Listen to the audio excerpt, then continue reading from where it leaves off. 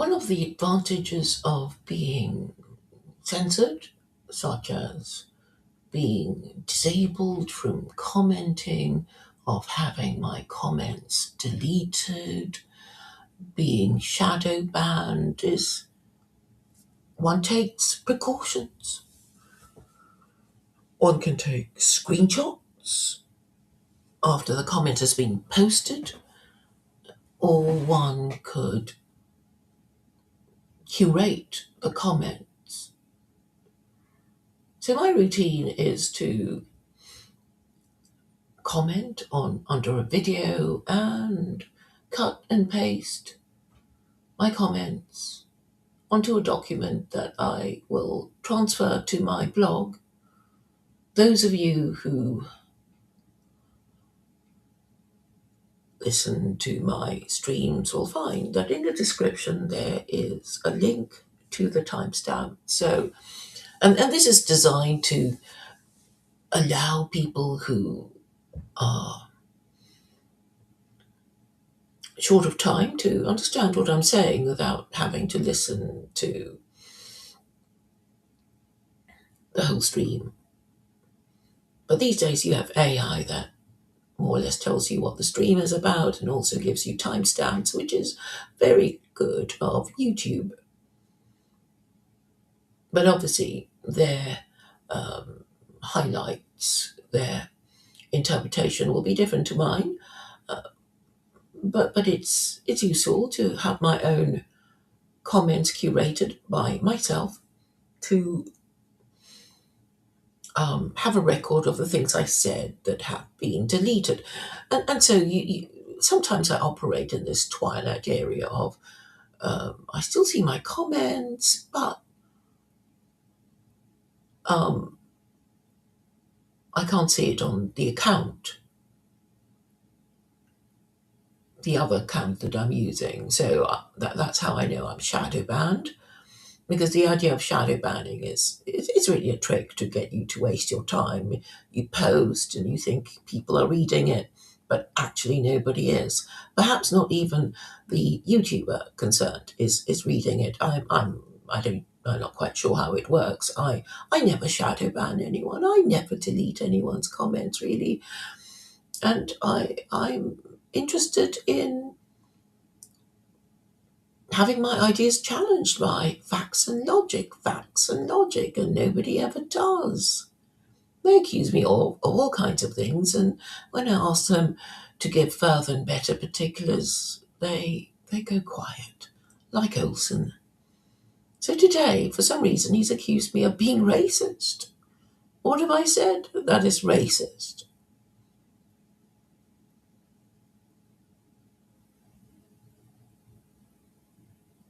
I actually don't know. I never say certain people are the way they are because of the colour of their skin.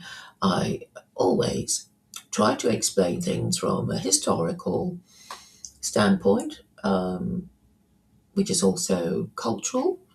And I suppose that gets confused with race these days.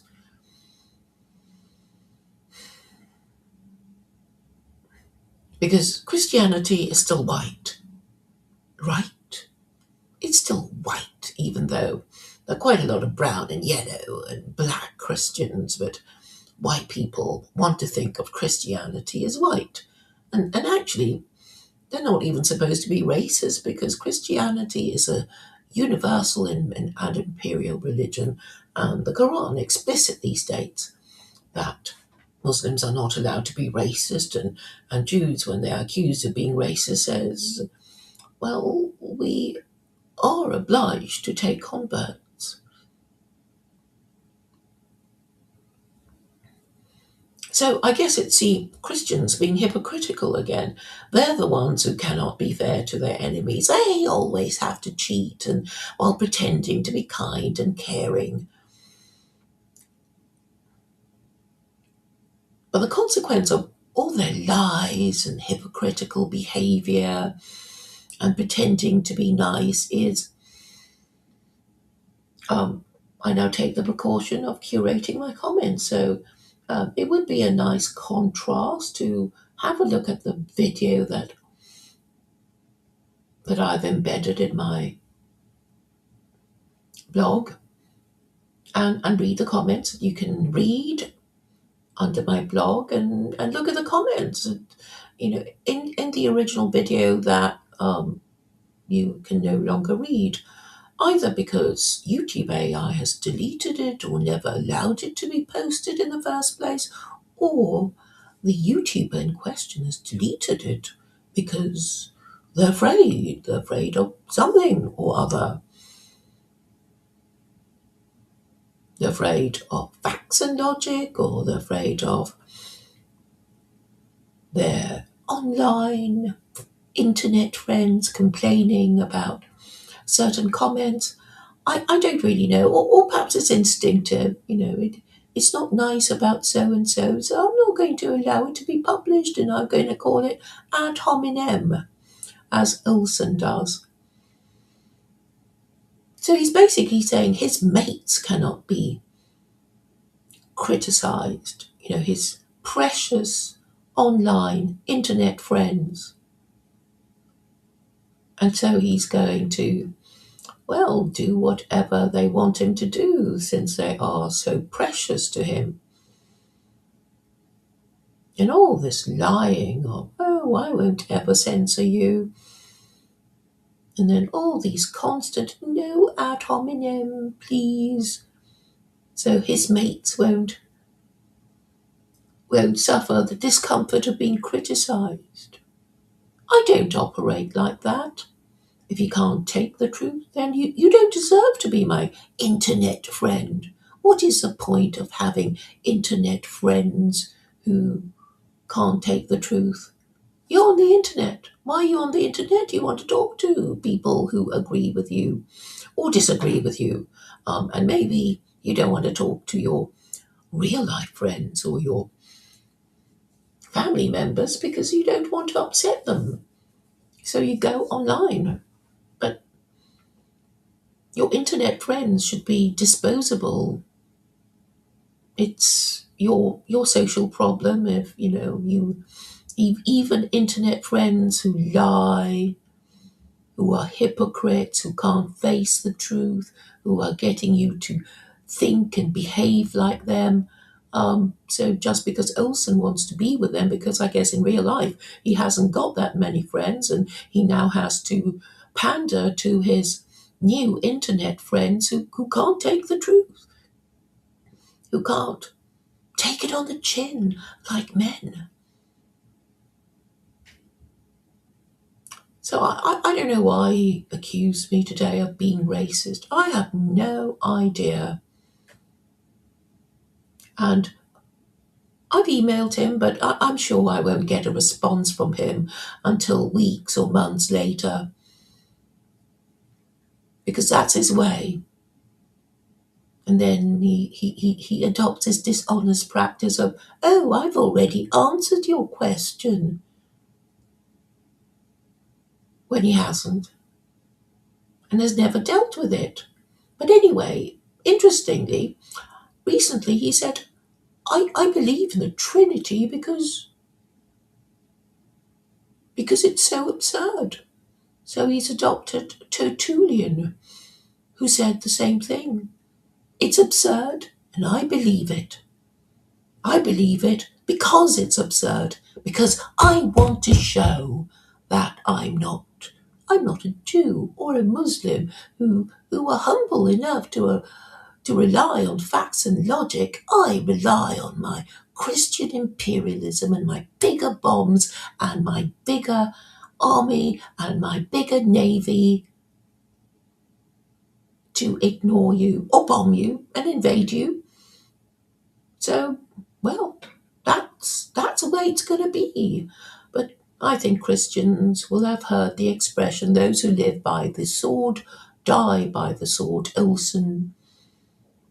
So if you think being friends with people like Brett is going to make you a better man or improve your standing in society, you would be mistaken.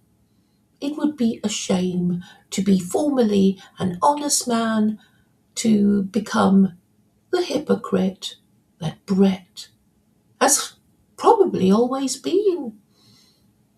Fancy lying to yourself and always doing it and carrying on and being friendly and apparently caring about the feelings of everyone like a nanny, and then ignoring truth, deleting facts and logic. Birds of a feather flock together. Is Olsen a kind of bird that prefers lies and nonsense? He's an honest man, or he tries to be, but perhaps one day he'll give it up just to be at one with his internet friends, because he fears facts and logic, facts and logic. So what have they done recently? Well,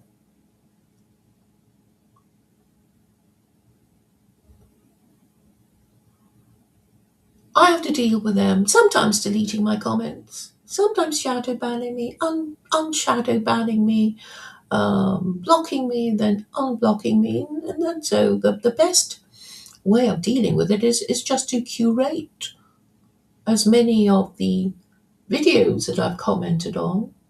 And also, if you're taking an interest, you can find out what they don't like by reading my blog and knowing which comments are no longer visible on the original video.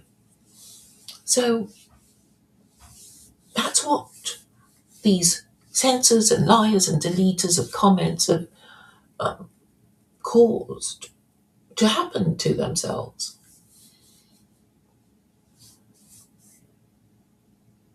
But I am really a little cross about wasting 90 minutes of my time talking to the two ladies of the TLC who deigned to talk to me, who said they wanted to understand me better and wanted to ask me questions like, "Tell us about the home you grew up in."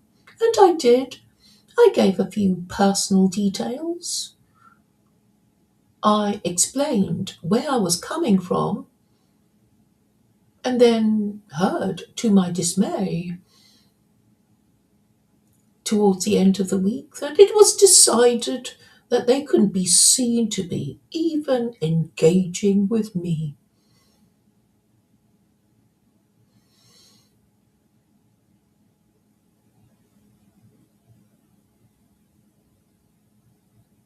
What's their problem?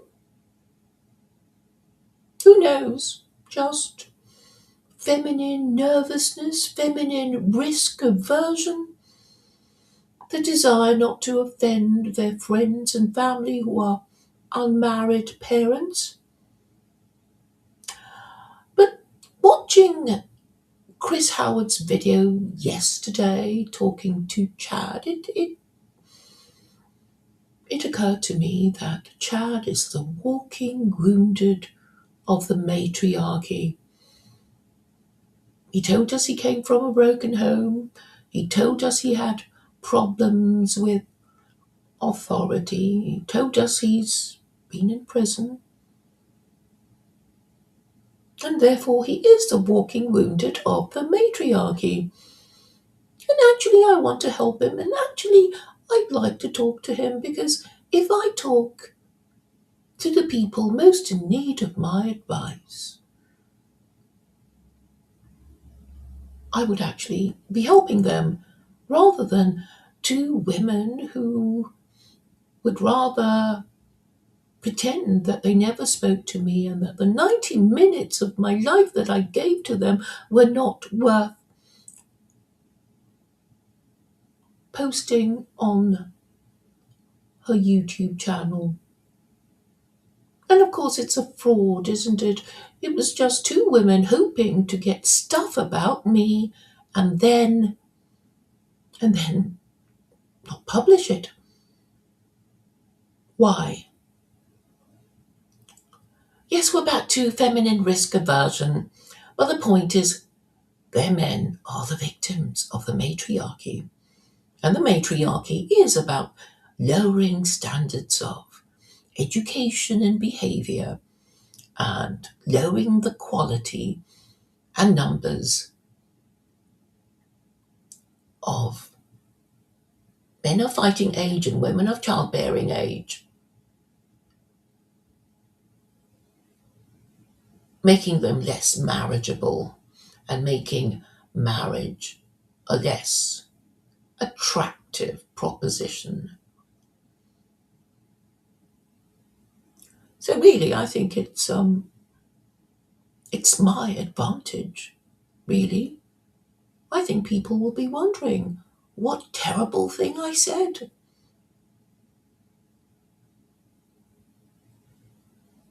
I was asked questions about how I'm going to manage it, and I explained in detail. The conversation was, well, as far as I could tell, friendly, pleasant, open, but suddenly it was decided that such a conversation with me will must not be displayed on the channel of one of these women for reasons best known to themselves. I think it's necessary to explain what the problem is, if only for the sake of men like Chad. I hope eventually he will be able to talk to me on his channel, because if the if the so-called top dogs of TLC refuse to talk to me, refuse to engage with me because they continuation of a religion that should be considered the parachute that didn't open, let's call it that. The parachute that keeps its wearers falling to their deaths of the Roman Empire, the absolute monarch of Christendom. They keep falling to their deaths, and these ladies want to hide this fact, want to obscure this fact from their fellow men. And this, of course, reminds me of this verse in the Quran, chapter 64, verse 14, that says, your women and your children can be enemies to you. Now, isn't that wise advice? Because it's obviously true. We could be our own worst enemy.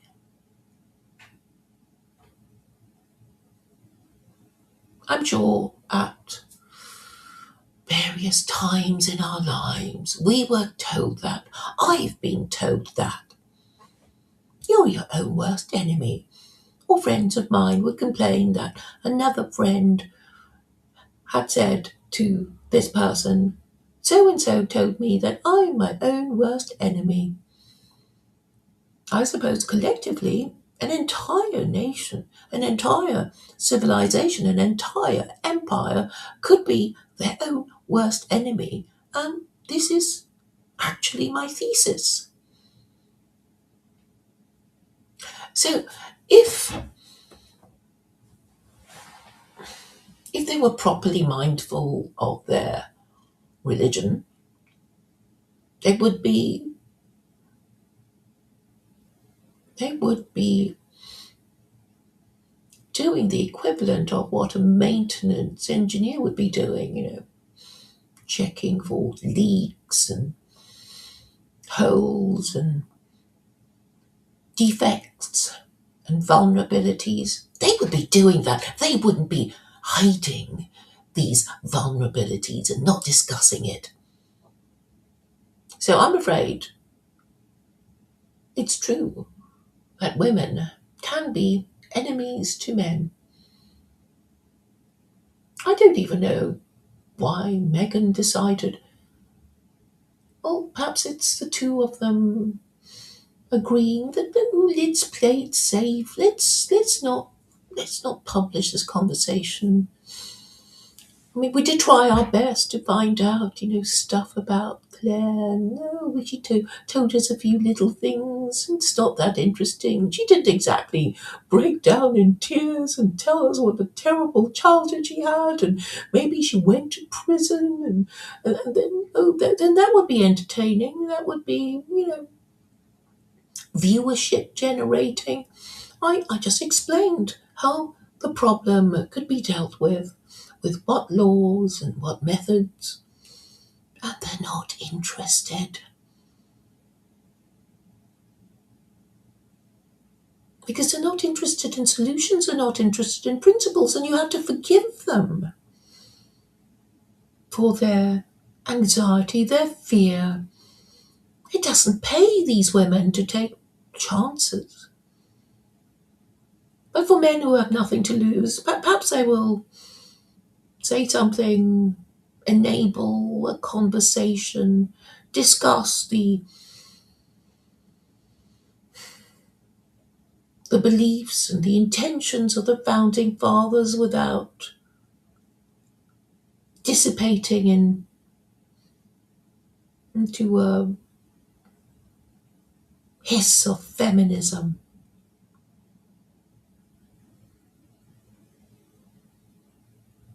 And also these women hurt themselves. They hurt any female offspring they may have. Well, they even hurt their male offspring, really, because women not being marriageable should not be married, and men not being marriageable should not be married. And then, of course, it's the demographics and the vicious circle of a labour shortage, who are underachieving, incompetent, corrupt, lying to themselves, and all because of the don't rock the boat type people. And of course, they include women of a certain age. I can't see any point in Meghan not helping me, really, but I don't know. Perhaps she's been influenced by the likes of Brett and Scott and all the rest of them, and saying it's a white person thing, it's a Christian thing. We whites and Christians should stick together and stick it to this secular Quranism person who doesn't know anything. Do I really not know anything? I think I know quite a lot about Western history, all things considered. And if I got anything wrong, please challenge me. I keep asking you, please challenge me. And they never do. They just say, oh, just don't talk to her. No particular reason. Oh, she's a bit most dangerous people. She's a bit dangerous. Oh, we just better not. Better not, eh? Better not. But you're only hurting yourselves if you're not solving the problem ASAP. The war machine has been started. It is grinding towards you, and higher taxes and fewer freedoms and more cowardly men and more promiscuous women. Or even if they're not, they would be social retards, or just not making the best of themselves, shall we say. Having problems with authority because they grew up in fatherless homes. What is the problem with accepting this fact that there's a lot of data supporting the increase in illegitimacy globally even? Why should there be any shame in acknowledging that this is a social disease. Bastardy is a social disease. Now it seems that the problem has metastasized, and now I guess it's got to the brain where any moral consciousness might lie.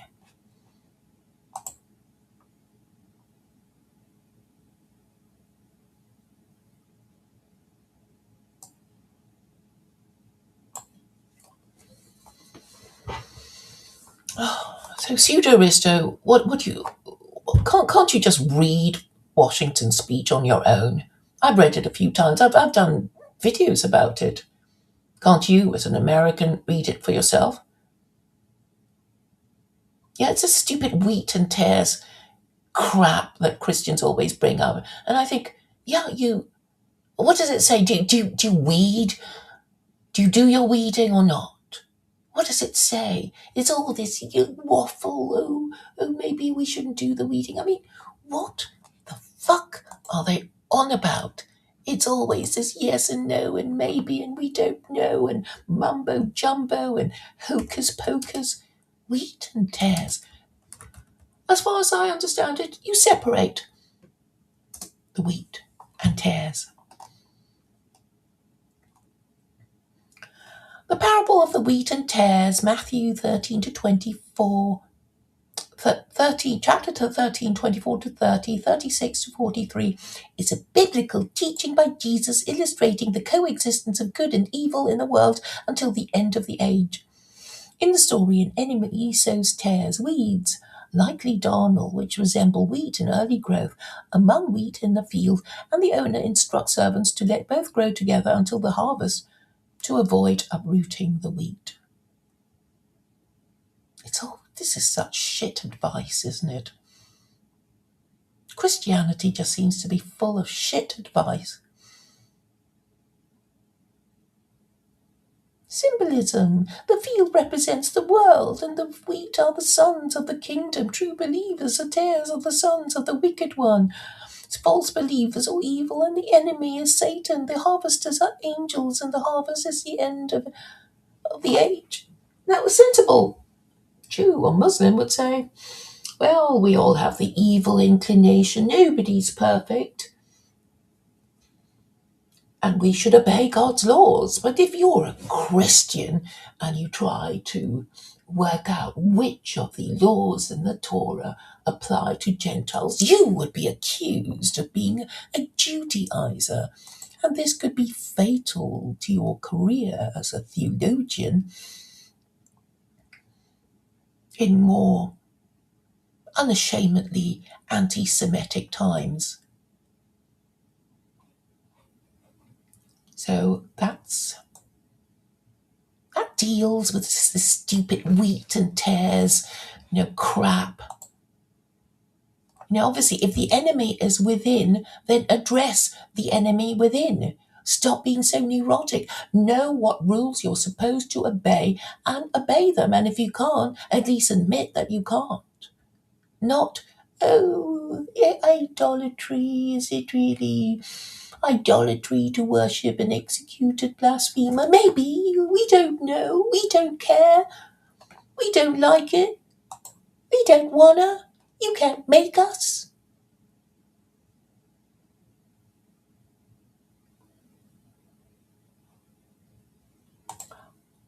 What video was censored?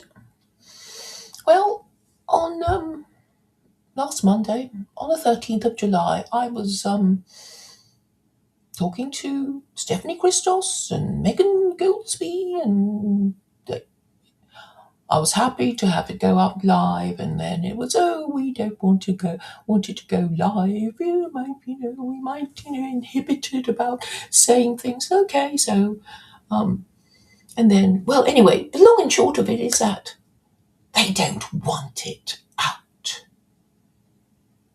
And did I misspeak? I remember making a point of not sitting at my computer, being full of coffee. I made sure that I was lying down and relaxed and using my phone to speak in a relaxed way. I don't think I said anything wrong. And if I did, I'm happy to admit it, but you may never hear it because it's not going to be published. It's not going to be displayed because apparently I said something wrong or they realise, oh my God, we shouldn't even be seen to be talking to Claire because, ooh, she's this or that or whatever.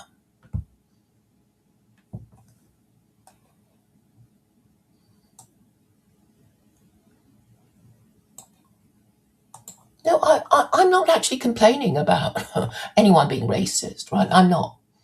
I'm not.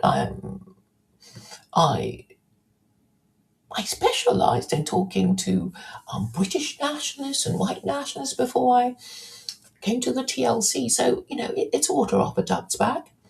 It's not a problem. So I know, white people like accusing each other of being racist, and to be fair, so do black people accuse each other of being racism because it's part of buying into the political orthodoxy of um, liberalism, and hate speech. Of course, it is heretical to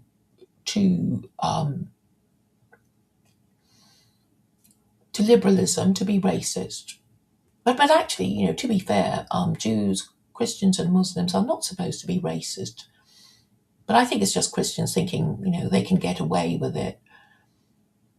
And then they start talking about white supremacy. And of course, are they so dumb they don't know that so-called white supremacy is also liberalism, right? And liberalism came about because of Western imperialism giving Westerners imperial supremacy. So whatever these white nationalists think is the source of white supremacy, it comes from empire.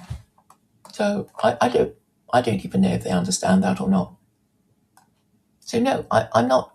I'm not. No, it's Morty or whatever his name is now. Frank, I think. Frank Dolly. That's what he calls him. He's the one always accusing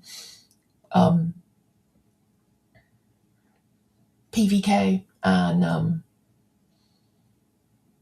TLC of white grievance culture. But I don't want to be doing that because I'm saying, look, I'm really trying to help you guys. And I'm saying, I made secular Quranism just for you guys. I I gift wrapped it. I put a pretty ribbon on it.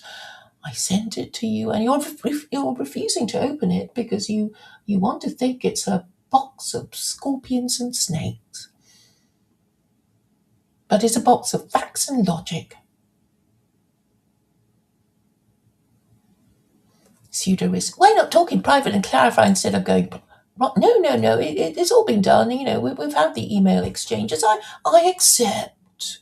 I accept that they're not going to publish it. I can't make Megan publish it, right? I'm just leaving it to you guys to ask. What terrible thing I said that they can't be seen to be even talking about it. Maybe they're thinking, we should have objected to it a bit more and we should have taken a more critical attitude, but they were, just listening to the answers and um, actually being all right about it. And maybe they thought, oh dear, we should have, taken a position and hated on her more, but we didn't really have the arguments, and so we just let it go. And oh dear, people will think we support her ideas just by talking to her.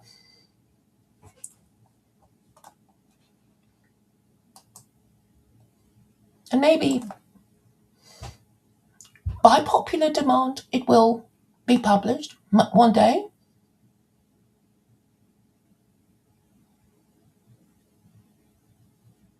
So Pseudo Risto, he's talking about tacos again. I mean, it just means that he can't be taken seriously, and I don't know why he wants to talk like that.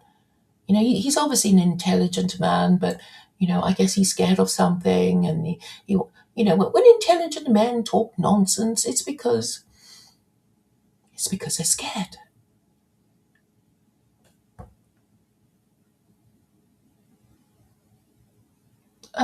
I didn't mention the prison thing. I mean, this is public knowledge. If you know Chad of TLC, I mean, he's already said he's been in prison before, and it was just mentioned, I think, on yesterday's stream, on the Chris Howard stream, and Chris was just saying, oh yes, you must know about this sort of thing because you've already been in prison. So, um, and Chad was saying he had problems with authority, and I was saying, yeah, yeah, and then he said, I come from a broken home, and I'm saying, yes, a lot of boys have a problem with authority if they were brought up in fatherless homes, and this should be stopped because convicted prisoners overwhelmingly come from broken homes. So call it out, girls, instead of pretending that I never said this thing or that he never even spoke to me.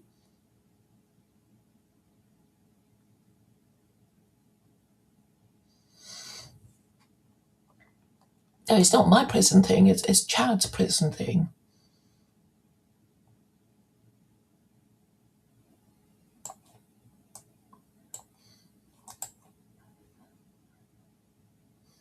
Oh, here we go again. Oh, Claire, just don't talk about knitting and cooking and painting and art. And I mean, obviously, I'm using social media platforms to, unload and tell you exactly what I feel.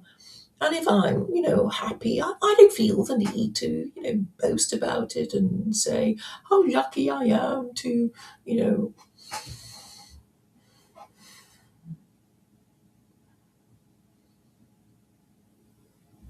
oh, we want to see the human side of you. Ooh, we just want to see you stroking your cat the way Brett is always stroking his cat. We just want to know that you're human.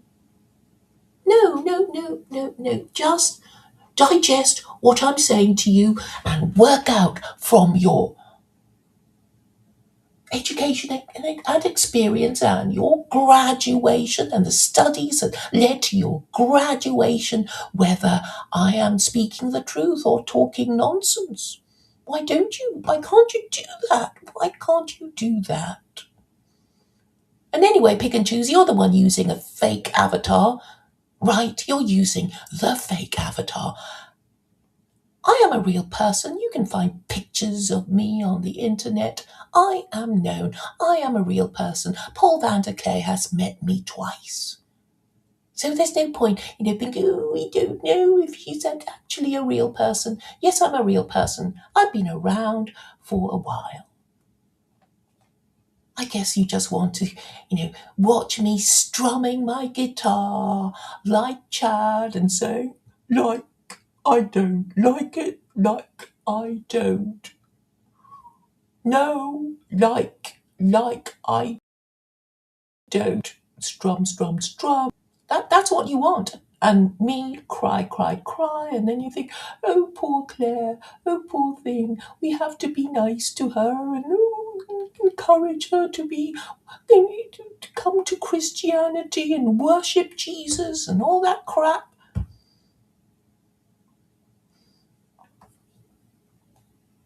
Yeah, you'd love to watch me knitting or cooking and crap like that.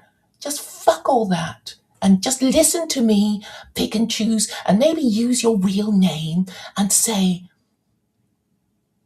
what I'm saying or ask what I'm asking in real life instead of being the chicken that you are.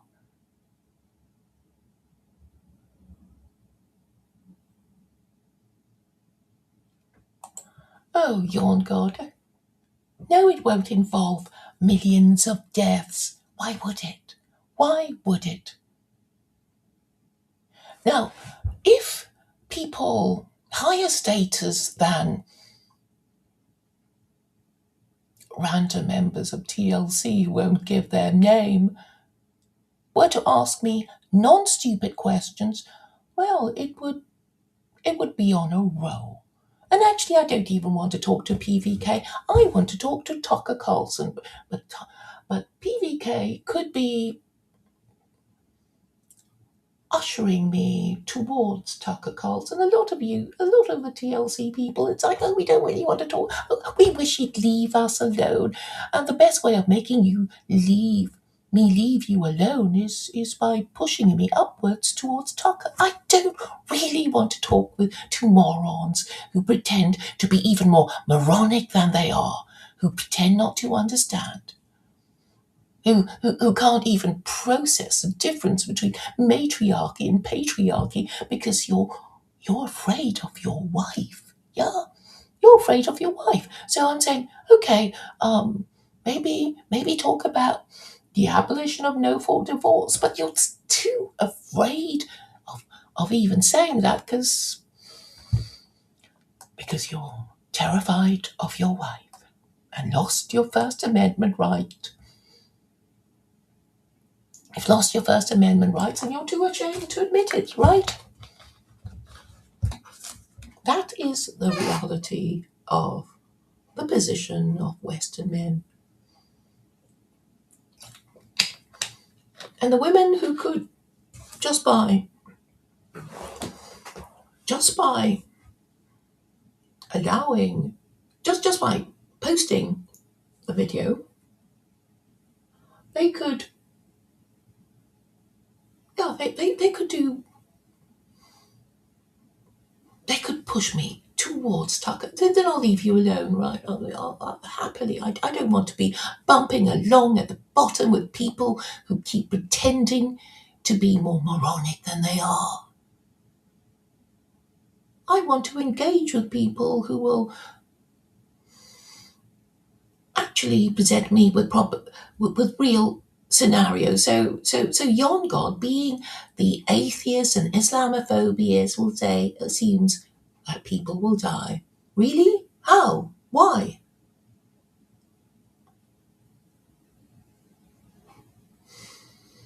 Tell me about this scenario where all these people are going to die. They're not going to die. It's very simple. We just have to have a different narrative and a different identity and acknowledge our mistakes. Are people going to die? I suppose there's a few people who say, I would rather die than admit that I was wrong. And I suppose, Yon God, you are one of them.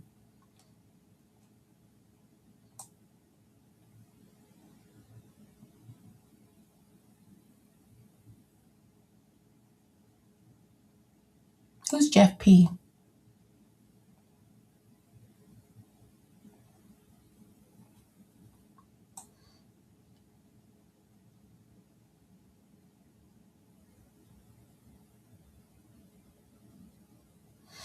I have read the original text.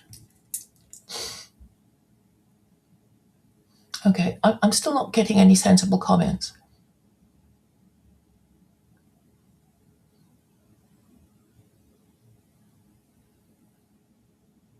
So, pseudo Risto, are you prepared to have a conversation? Are you ready now? Have you read Washington's farewell speech?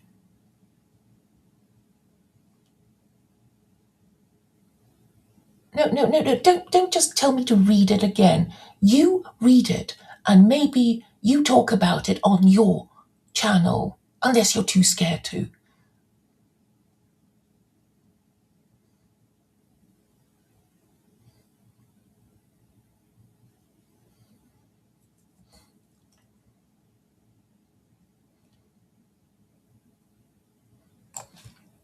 Okay, let me have a look at Pick and Choose's profile.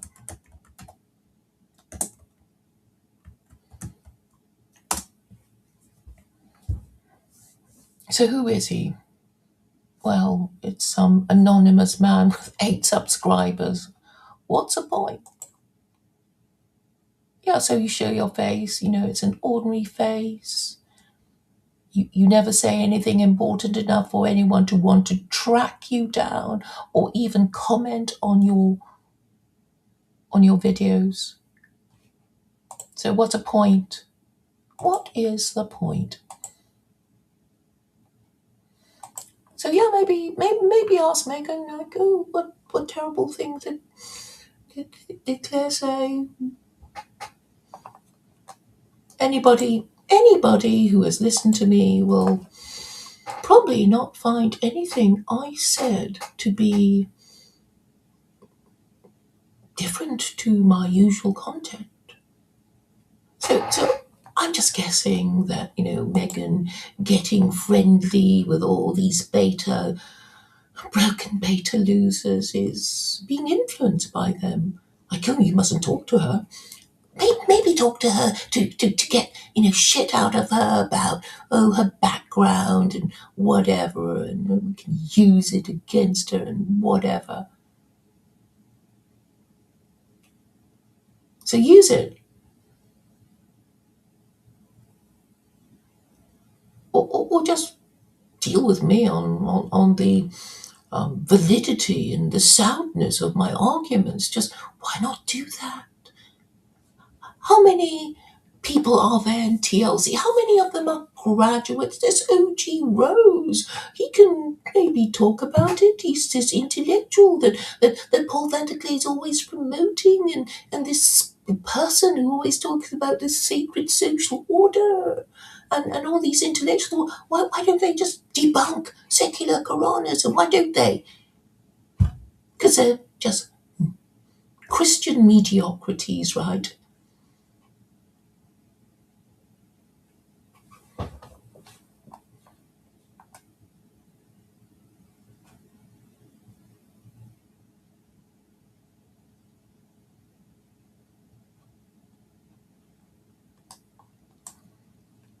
Well, I genuinely like talking about ideas, pick and choose. Why not invite me to your channel and I'll tell you about my favorite things? How does it go, that song?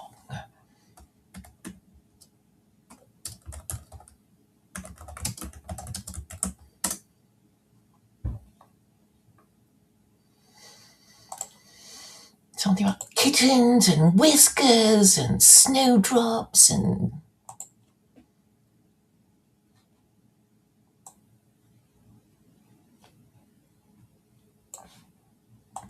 I just like telling you exactly what I think. That's what I love to do. I keep doing that, don't I?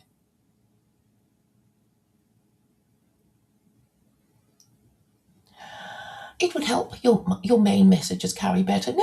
The thing is, look, I'm just saying what I want. You're free to take my ideas and discuss them, but you don't even dare discuss my ideas amongst yourselves because you're afraid. You're afraid of each other. That's so pathetic. Imagine, some broken beta male being afraid of other broken beta males.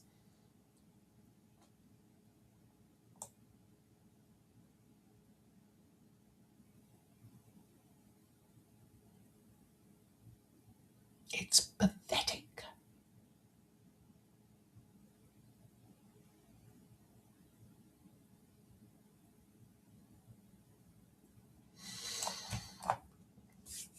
So, to round up,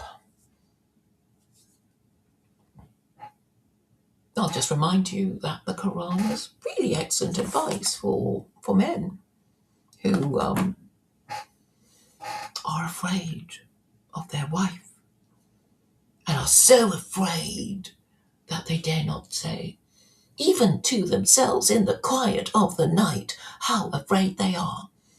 And they could solve the problem by talking about abolishing no fault divorce, but they're too afraid to say even that. They're too afraid. They're so afraid they're afraid to say how afraid they are, even to themselves. So that is a pretty deep level of neurosis and psychosis. And that's why they would rather blame everyone, Jews, Muslims, non whites. And I'm saying it's because of Christianity. It has utterly failed your absolute monarchs. that your ancestors had to live under, and now it's failing you, and you cling to it because you think it's an identity worth holding to. Now, if I lost my memory, if I forgot who I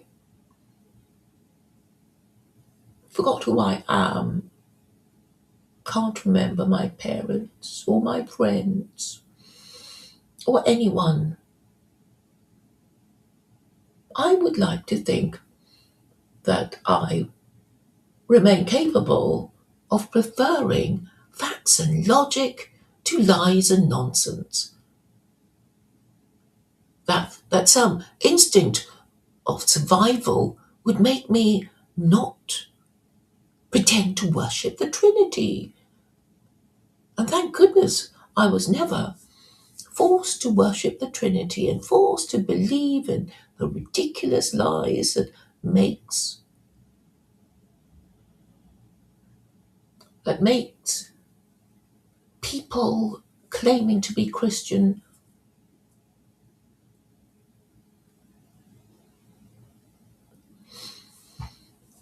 Let me begin the sentence.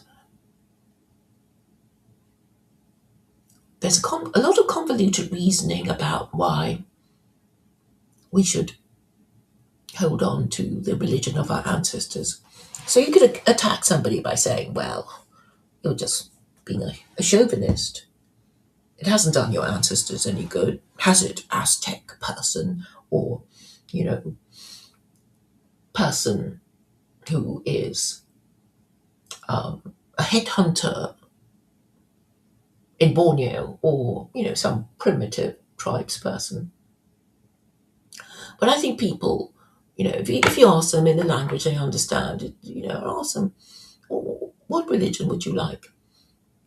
If you had to choose another religion and you weren't afraid of your parents and your family and your friends being Islamophobic or disapproving, what religion would you choose? And I think the answer would be Islam, simply because it does have the highest status book of rules, and you would have to acknowledge that even if you don't believe in God.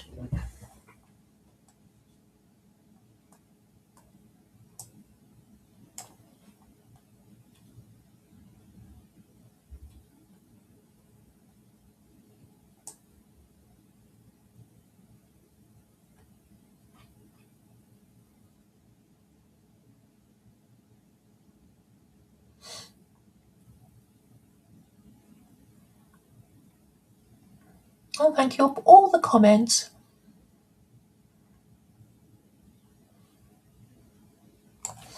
So pick and choose is just, let's be nice, everybody be nice.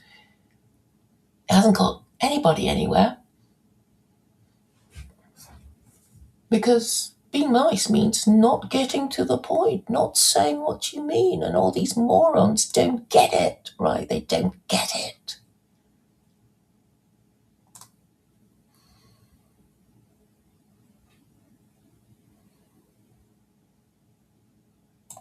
Oh, an interesting question from Pseudo Risto. Look, there are practically no alpha males in TLC. The broken beta losers, right? And PVK, is the alpha male. It's his idea, right? It's his idea. And he's a leader. And there are a few, characters, shall we say, in TLC. And they play a part and they represent a certain archetype. But an alpha male is basically a leader of beta males. So, of course, PVK is the alpha male, but there are principled alpha males and unprincipled ones. Now, why would beta males choose an alpha male? Because, obviously they want the best person in their group of males to be their leader. I mean, they wouldn't want, some stammerer and stutterer or imbecile and ugly, short person. They want somebody tall. And PVK is tall.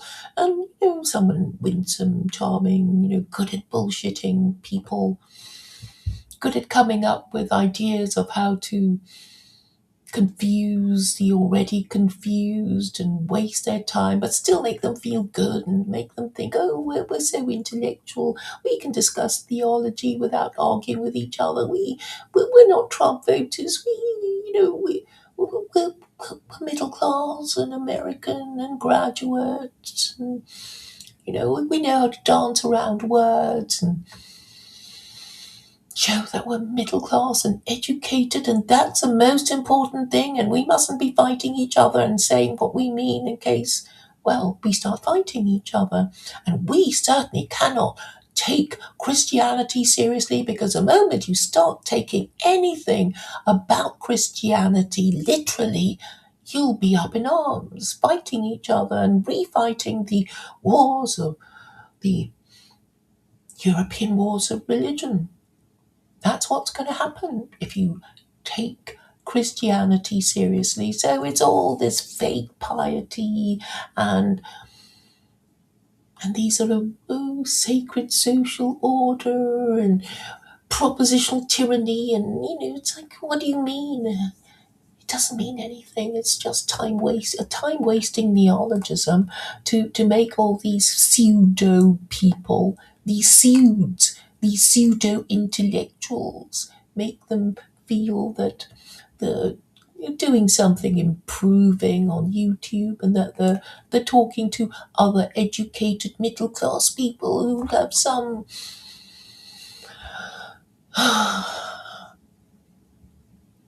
who are capable of independent thought. That is the thing, that they think they're capable of independent thought, when the opposite is the case.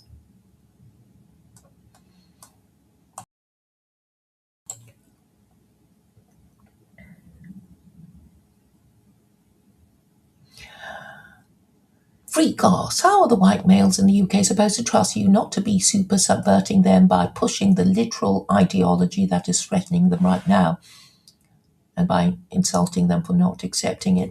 Well, there's no point being nice to them, because they don't understand. If you're nice to them, they'll think that they're doing something right. And I'm saying, logic. I do tell them when I get a chance that there's only one Abrahamic God, and they can't deny that. They cannot deny that there's only one Abrahamic God, and therefore all the Abrahamic religions compete with each other in saying that their way to heaven is the best. And really, it's only Christianity and Islam, because although there are sometimes converts to Judaism, they are very few and not likely to start a movement.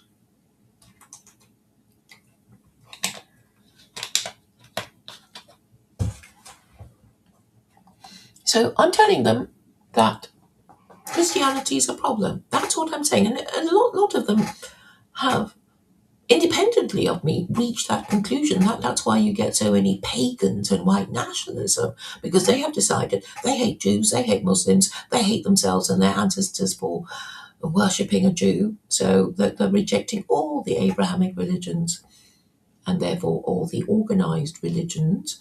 And they seem to think that they can start some pagan pantheon.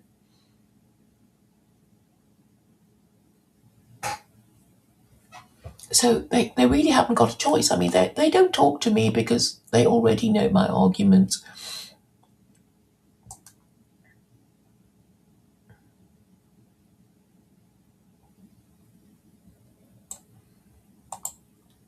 Who is an alpha male anyway? There can be good alpha males and bad alpha males. What you want is a principled leader. And Christianity has no codified principles, as I keep saying, and you don't seem to care. Principles? Who wants principles? They're just a hostage to fortune. Right? That's how most people, theism and I, think like that. And if you're Christian, you're you're already an atheist and a nihilist because you don't care that it's idolatry. Pick and Choose says, if alpha, beta, etc. Males were a real thing, it wouldn't work if every male was an alpha. That's not logical. No, I'm not saying every male is an alpha. I mean, we women already know that not every male is an alpha male. You're straw manning me. I'm saying, all I'm saying is an alpha male is leader of beta males, and beta males choosing a leader ought to have certain criteria to make it easier for them to choose a principal leader, and a way of ensuring or increasing the likelihood of having a principled alpha male leader is to have a religion, right? So you have a religion, and then you can work out which person, which man amongst you is the most successful. So it would help if the, your official moral system supports religion, supports marriage, I should say, and you're very firm about the meaning of marriage, and it's not for gay people, right? You have to be very firm about that, and PVK is not firm about that at all. He probably thought that the others, the hardliners who refuse to get along on the subject of gay marriage are fools. That is what I pick up from what he said on the subject. So I guess PVK is not particularly principled, and his agenda really is to derive an income from his YouTube channel, and this means collecting lots of broken beta losers who might be prepared to pay for, to be a member of his channel. And it's not to tell them truths that they are too degenerate to take. He's not going to be telling them anything they don't want to hear because he might lose subscribers and live viewers.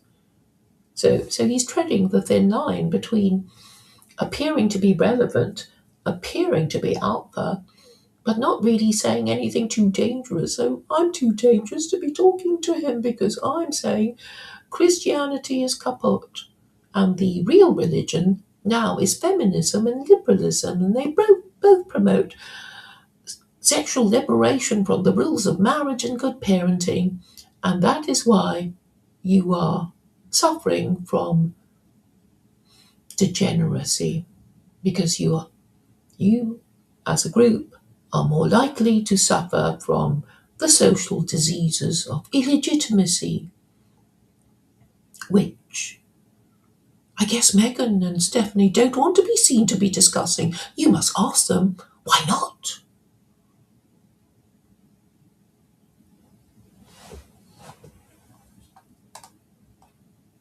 So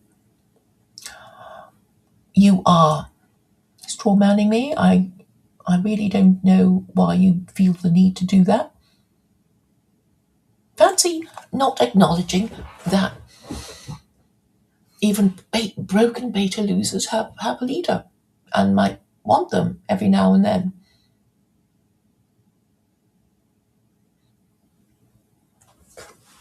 Yeah, go and tell the girls never to release it. But I'm saying you're working against your own interests, right? But maybe it's because the real reason why you don't want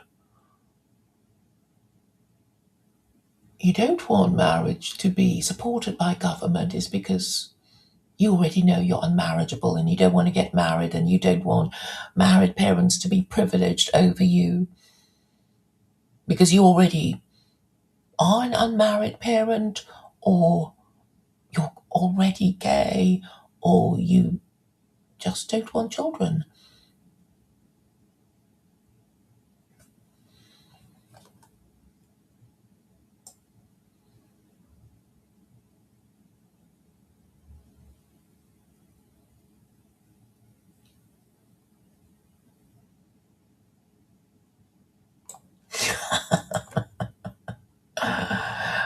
Joe is a dwarf and Sartori is a hobbit. Very true. And he's very boring, is Joe. But he did say something of interest, and it did make me want to watch the Odyssey, and it did strike me that all the men who must be fuming that Helen is being played by a black woman refuse to say that. The insults and indignities will not cease, really. And I'm telling you what the problem is, and you're all pretending not to understand because you're doing the who me. It's above my pay grade, and this is what Brett likes to say. It's above my pay grade. Okay, it's above your pay grade, but whose pay grade is it? Is it PVK's pay grade? Is it, or is he just here to run his YouTube channel and feed you time wasting ideas that will never help you solve your problems? And if any one of us steps out of line, he will be saying, "We're not the kind of people who talk about that kind of thing. And you better not be talking about that kind of thing if you want to be welcome to TLC." I've seen him use that line.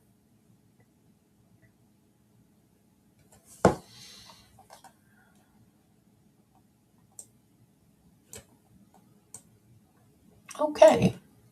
Teo wants to come on.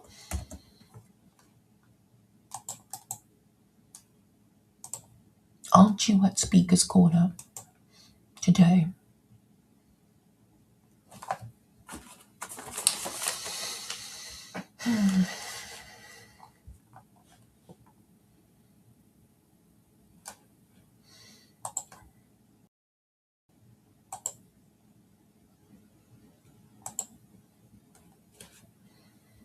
Shall I sing my favourite things?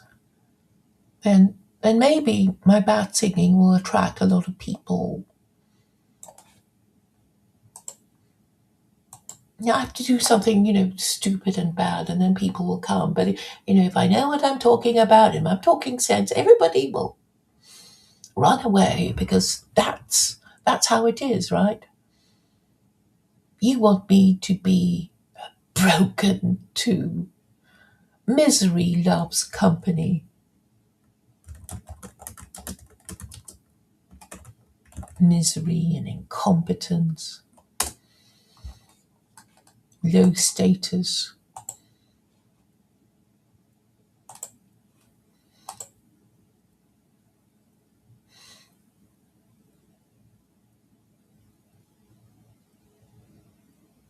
I don't know who you are. Who's Nico?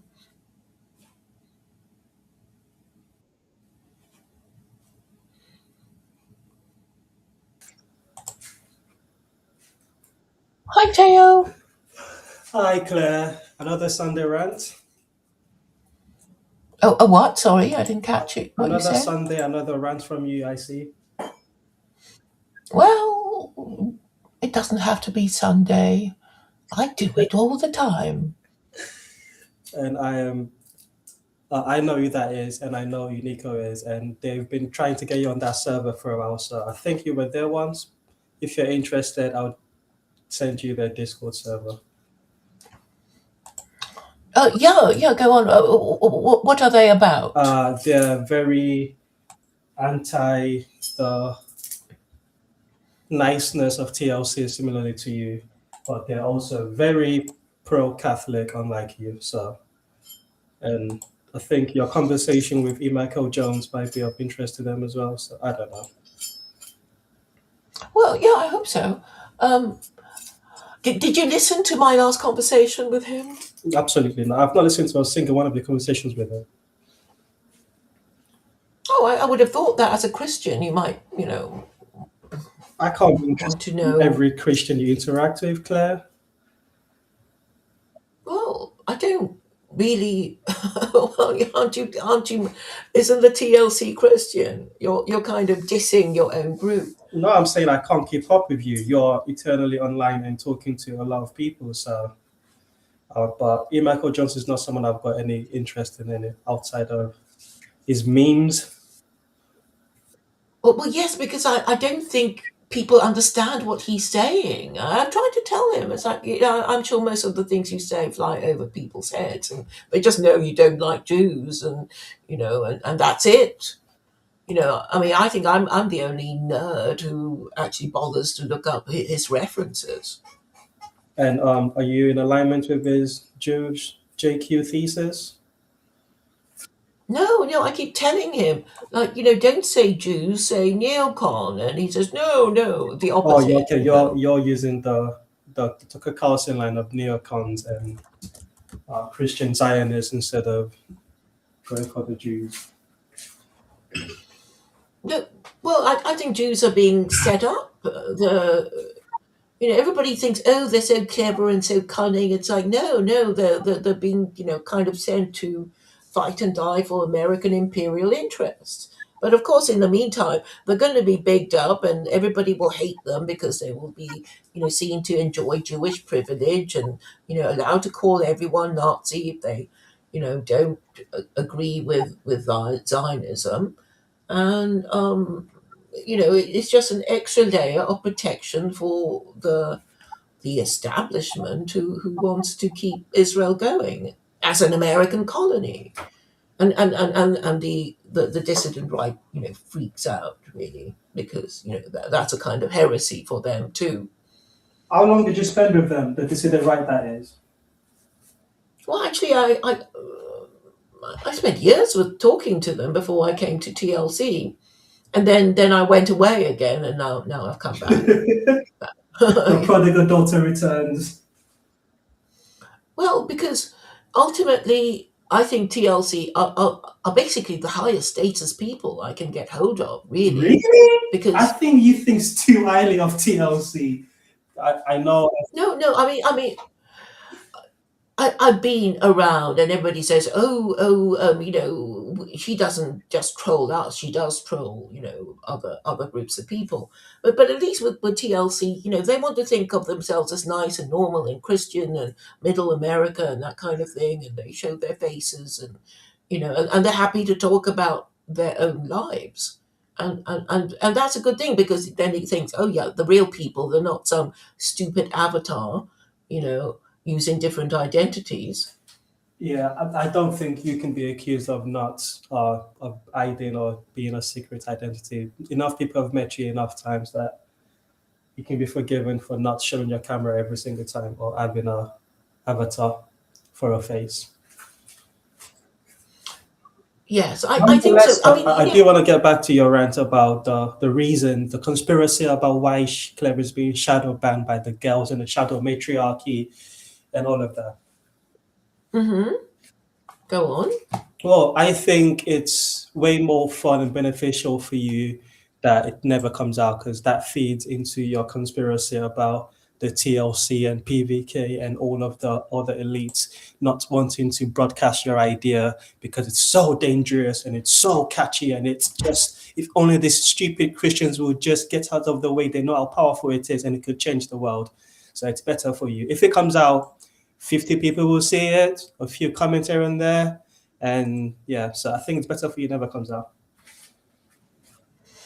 Oh, I don't mind. I mean, I don't mind not getting the. I mean, what I've noticed recently, I hear people repeating a version of my ideas back at me, and I think it's a good sign. I mean, obviously Well, can my. you give an example of someone doing that? Hmm? Can you Pardon? give an example of someone repeating your ideas back to you?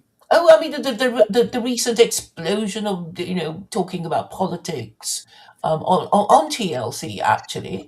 Um, I mean, you could say that they finally reached their limit of not talking about politics, and JD Vance being on Joe Rogan kind of did it for them, and they all want to talk about it now. I mean, Neil Daedalus, he did do a stream, and then he unlisted it because he wants to play it safe, kind of thing. And it's like there is no safe place. We have to choose a side, and we have to consider whether whether I'm completely wrong about the West not having a proper religion and proper. responsible adult male leadership, because we are heading towards war. The war machine is trundling our way. And our, in that sentence, are you part of the West? You do yourself as a member of the West, protector of the West? Well, yes, I mean a lot of immigrants are also invested in the West. I mean, I think anybody living in the West wants better government, and a lot of people feel that our ruling classes don't really care about us. They don't really care what we think. They just pretend to care, right? That's why they keep wanting to lower the age of voting and age of consent, and give us more drugs and more sex to distract us and that kind of Okay, thing. yeah, I don't want to get into that particular Claireism, but I do want to get into another Claireism, which is your absolute love for America and the founding fathers, and you love pointing out the fact that they were uh, not Trinitarians and all of that. Is that, do you do that because you see America as being the exception to your rule of all Trinitarian countries going to shit, and your sort of cope for why America did not go to shit as quickly as the rest of Europe, the rest of Christendom, is because they weren't as Trinitarian? Is that sort of the thesis? No, no, no. I'm just saying, because all these European countries, the Western Europe in NATO, they take their orders from Washington.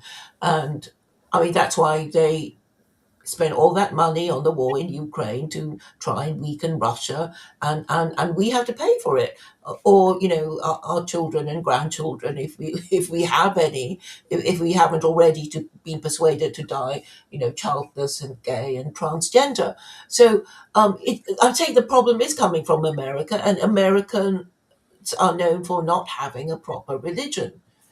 And then it goes back to PVK talking about Christian nationalism, and what is the Church of America. And I'm saying the problem is all these fake Christians in their ruling classes, and the fake Christians at the bottom. It's sort of, they pretend to be Christian, but if you ask them a real question about Christianity, they don't want to know, they don't want to talk about it, or they talk some nonsense like Luke, and then refuse to defend their argument. And Luke even said, "Yeah, I post and ghost. I post and ghost." Which means that he doesn't really want a serious discussion. And I'm saying that this is the wrong way. It's sort of like, well, if you really believe in this thing, you have to go around, as I do. Like, well, if you don't think I said if you think I said something stupid, tell me what it is. If any of my premises are false, or my argument's illogical, then point out which one it is, and nobody says anything, which suggests to me that I am, basing my arguments on sound principles, except that they don't like it. Every single time you answer a question, your answer ends with "how nobody engages you correctly." Who else are you Okay, to which engage you? which arguments have I lost? No, I'm saying that I was asking a different question, but every single question, regardless of what it is, always comes back to how you don't get engaged with correctly. But going back to the question I actually did ask, is Hmm. so your thesis is that the American does have a religion, and the religion is of its for the founding fathers, which is a non-Trinitarian religion, correct? No, I'm saying America does not have a religion, so Americans can't say. Um, There is no agreement on what a Christian is. This is the thing, because Jehovah's Witnesses, they're Christian. Mormons are also a category of Christianity, and I notice that amongst Christians, they don't want to talk about these things Okay. because they What's don't want to argue what's with the each other. relevance? What's the relevance of the founding fathers being non-Trinitarians? That's what I'm Because, trying. because I've been saying that the American Republic represents the first attempt by Europeans to distance themselves from the institution of absolute monarchy, and absolute monarchy was always supported by Christianity. Okay, okay, that makes more sense now. And how do you rate their success? Like, is it the further away they moved from Trinitarian, the more successful they are, or did they not go far enough into secular Quranism, which it would really be great? Well, I'm actually saying that they were really secular Quranists, but they didn't dare say it. And people like Sam Tideman, I mean, the most interesting thing to discuss about his predicament is whether he is even Christian, because a lot of people have said you're not even Christian. You've taken yourself outside the fold of Christianity by denying the divinity of Jesus, right? I mean that's what people say to him, and and I guess he blocks me because I'm saying, well, you're really more Muslim than Christian, and he doesn't want to hear that again. Well, I'm sure it's been told that by many Christians, so not something, that's a conversation he wants to keep having. But anyway, so yeah, your point is that the founding fathers were secular Quranists. That was the first attempt of secular Quranism. But why did it not work then? Because America has gone the way of Europe as well, hasn't it? Liberalism's taken over America, and the lack of states religion was embedded into the constitution by this, as you call them, so-called secular Quranists. How do you square that circle? Well, the First Amendment says America the government cannot establish any religion, and I'm saying secular Quranism is not a religion; it's just a legal system. Because and I am not Muslim, so I think I'm the perfect fit, and it uncompromisingly supports the First Amendment, and you can find evidence in the Quran that you can't find any verse that condemns um, blasphemy, right? Even the mention of apostates is like they don't get any this life punishment. God will deal with them when after they are deceased. So there was never any Quranic punishment for people who subsequently deny Islam. And this is an important thing to know. But I know people will say, "Oh, but what about these countries that introduce all these blasphemy laws, like Pakistan?" And I remember talking to this Pakistani who said, "Well, they came from Britain. The British came over, took over, and gave us these blasphemy laws, which are still part of our law."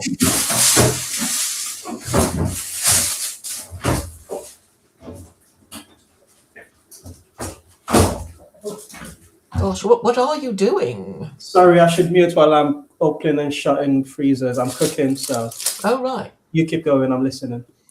Yeah. So really, if you're shopping around for a religion, you want your religion to be easy to believe, and people say things like facts and logic is supreme, and and even people um who defend their religion will sort of say, well, my religion is more in harmony with facts and logic than your religion, right? That's how they argue, even if it's not objectively true. But people, atheists, say, well, I'll believe in God when I see Him, kind of thing. But we don't.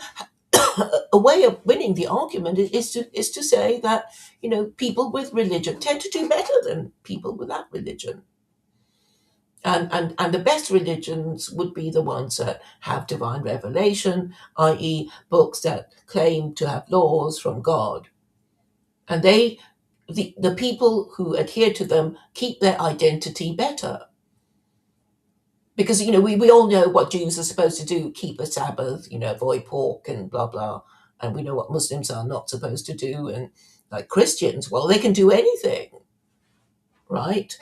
And that's why it's hard for Christianity to even keep its well, it has no codified Earlier, principles. earlier you mentioned how someone was strawmanning you, and so I was like, so you do know what strawman is, and then you just said Christians can do anything. There's no rules for Christianity, and that's not true because you mentioned earlier that there's a whole fight in biblical domination over the gay marriage thing. So there is always this tension that you never cease to you never acknowledge it in Christianity, but in Islam and Judaism. Anyway, I don't want to get into that. The other thing is talking about your hypocrisy, or the flaws in your logic, is because you don't embody the arguments that you're making because you're an agnostic. You just said that everyone has to find a religion for themselves. And you stop the search by claiming, oh, I don't know. I can't make a decision. I'm such a coward. I don't want to make a wrong decision. So I'm going to stay in the agnostic position, which is a cowardly thing to do. But you admonish others for doing the same thing when it comes to their lack of, or Christians, their lack of conviction in their principles. You see that? Do you see that No, but arguments? no, because if I converted to Islam, then secular Quranism would just um, lose its most important argument, which is Okay.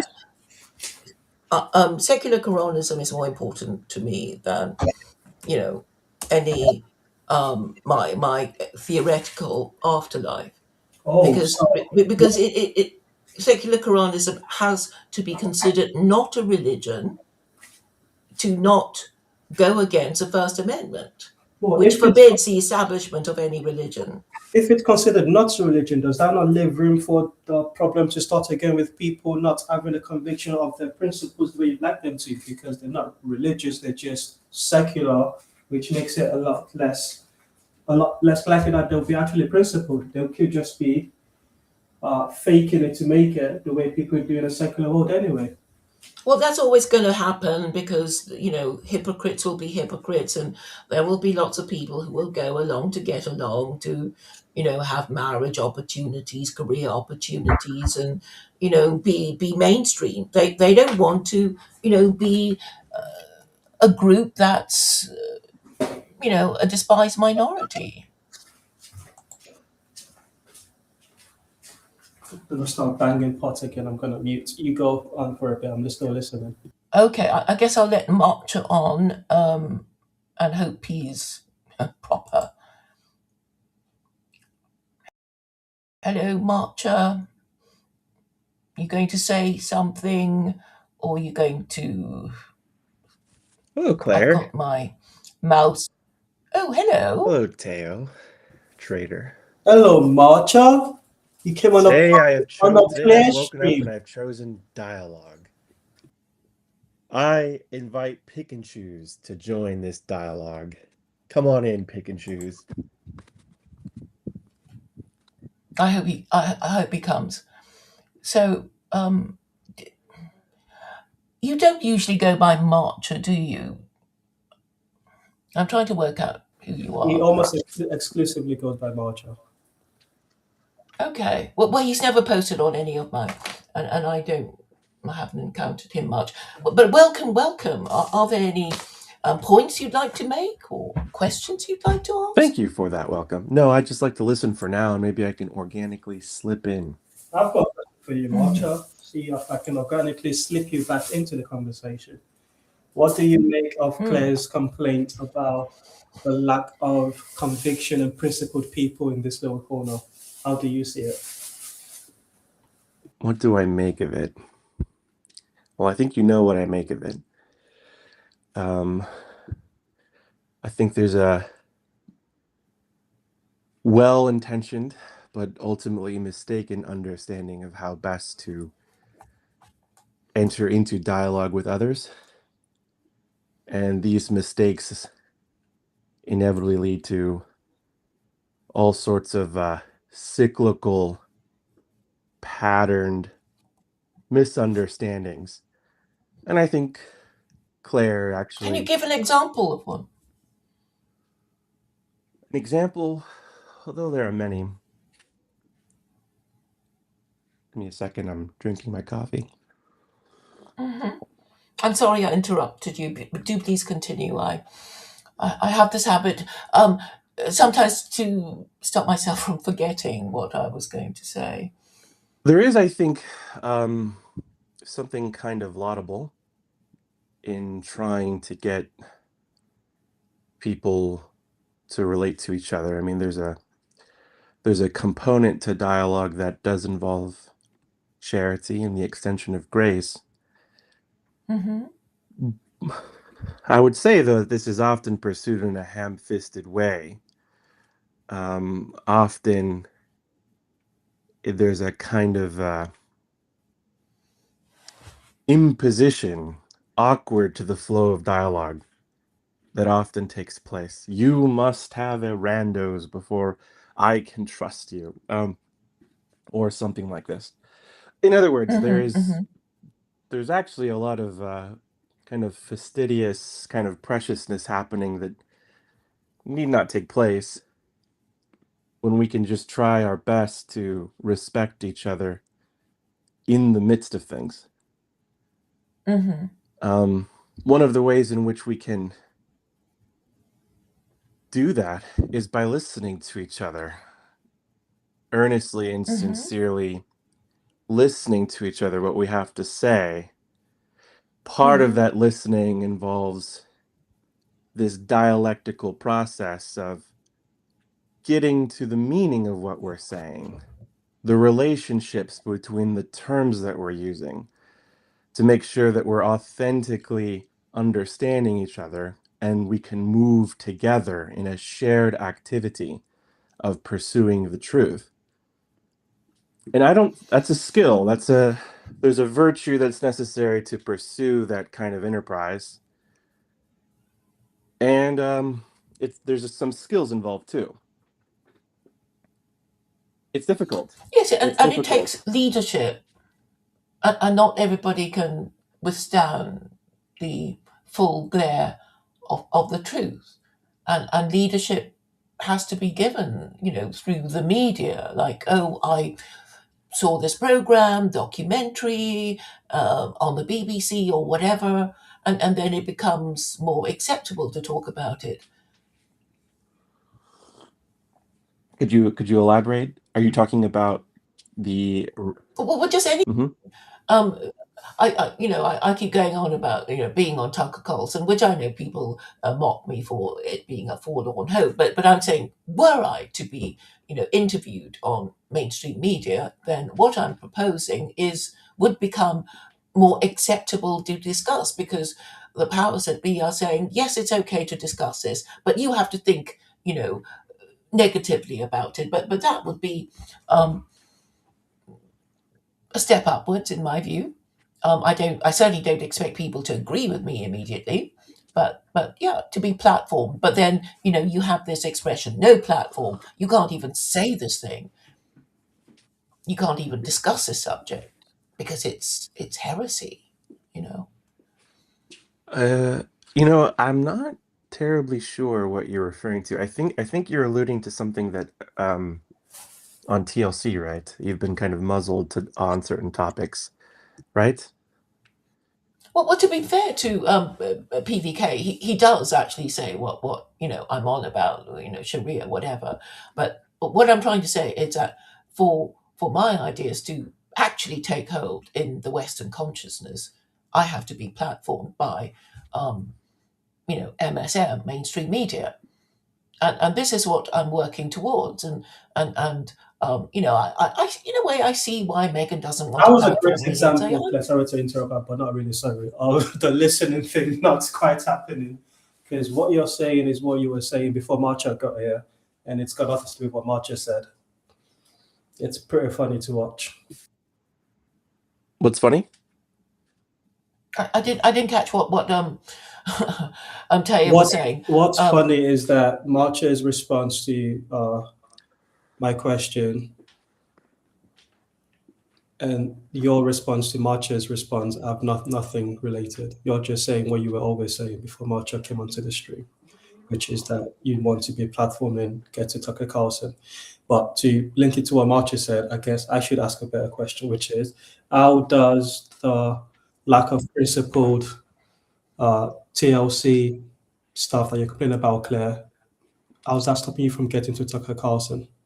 And why are you going through beta mails as you see them to try to Well, get to email? if I could, I was trying to, first extend an olive branch to Claire because I think she is identifying a pattern of misfunction.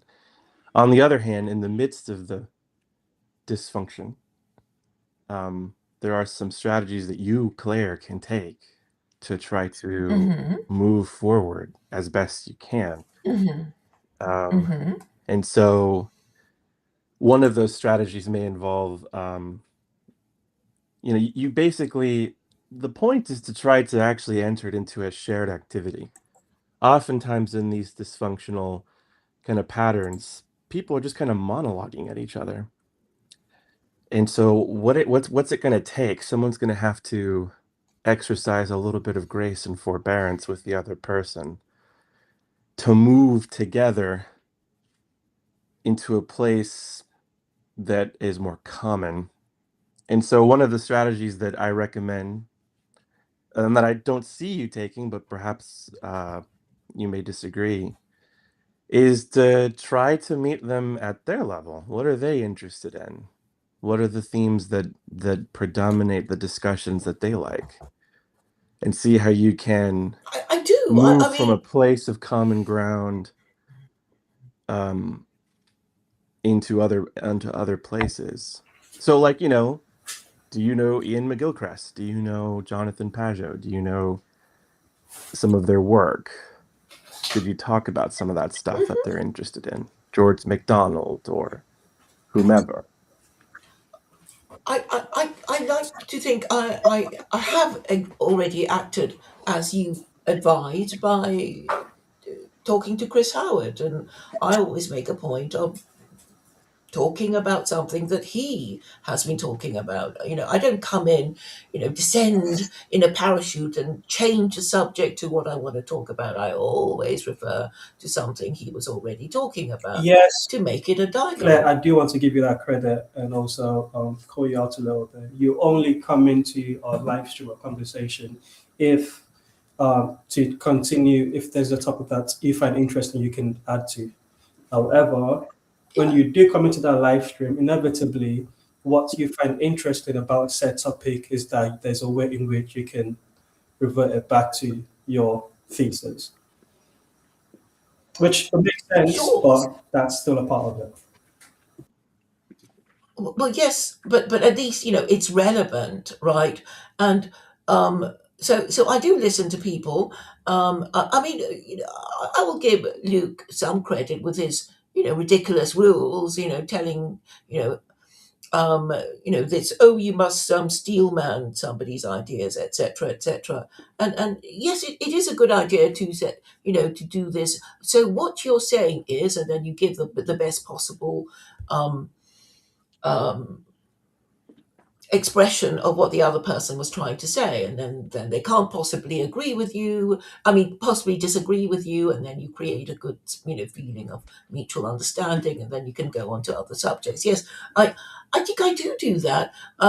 But I suppose a lot of people maybe my ideas are too well known, and it's like, well, we don't want to hear from her.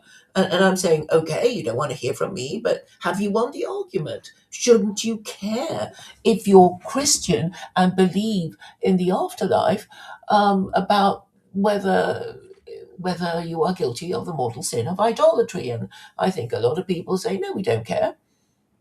We just don't. Probably because they never believed that God exists to punish anyone for anything. And that's when I say, oh, but that you're just a hypocrite. And I guess they don't like hearing that either.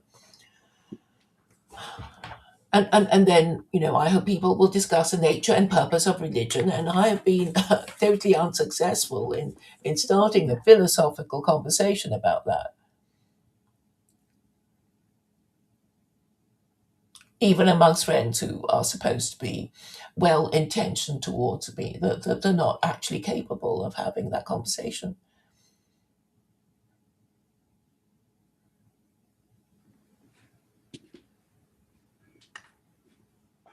Hey, Claire, I hear you.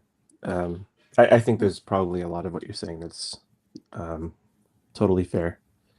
Um, Unfortunately, I have to leave and get ready for mass. If you're still Okay. streaming, I'll try to hop back on. But thanks for the warm welcome. I will see you later. Thank you for coming. It's much appreciated, your advice, and your well, very nice voice. I will now go back to the comments and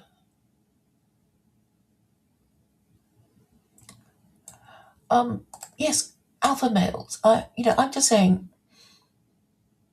Yes, what was I say? I was saying beta males must have an easy way of choosing their alpha male leader, and therefore, they have to, dismiss somebody if she's female, if he's a bachelor, if he's gay, if his children are not yet grown up. So here are four categories for beta males to choose their principled moral leader. He may still be, a terrible villain, but at least you will have you will be able to dismiss the categories I've mentioned, which is bachelors, um, gay men, and women, and married fathers whose children are not old enough. Because what you want is a an alpha male with adult children who are a credit to him, who has not been divorced by his wife under the rules of no fault divorce. So these are categories that are easily understood. That was commonly understood in previous decades and ages. And I'm only telling you what you ought to know. I'm just a warning and reminder. And I suppose I'm just aghast at all these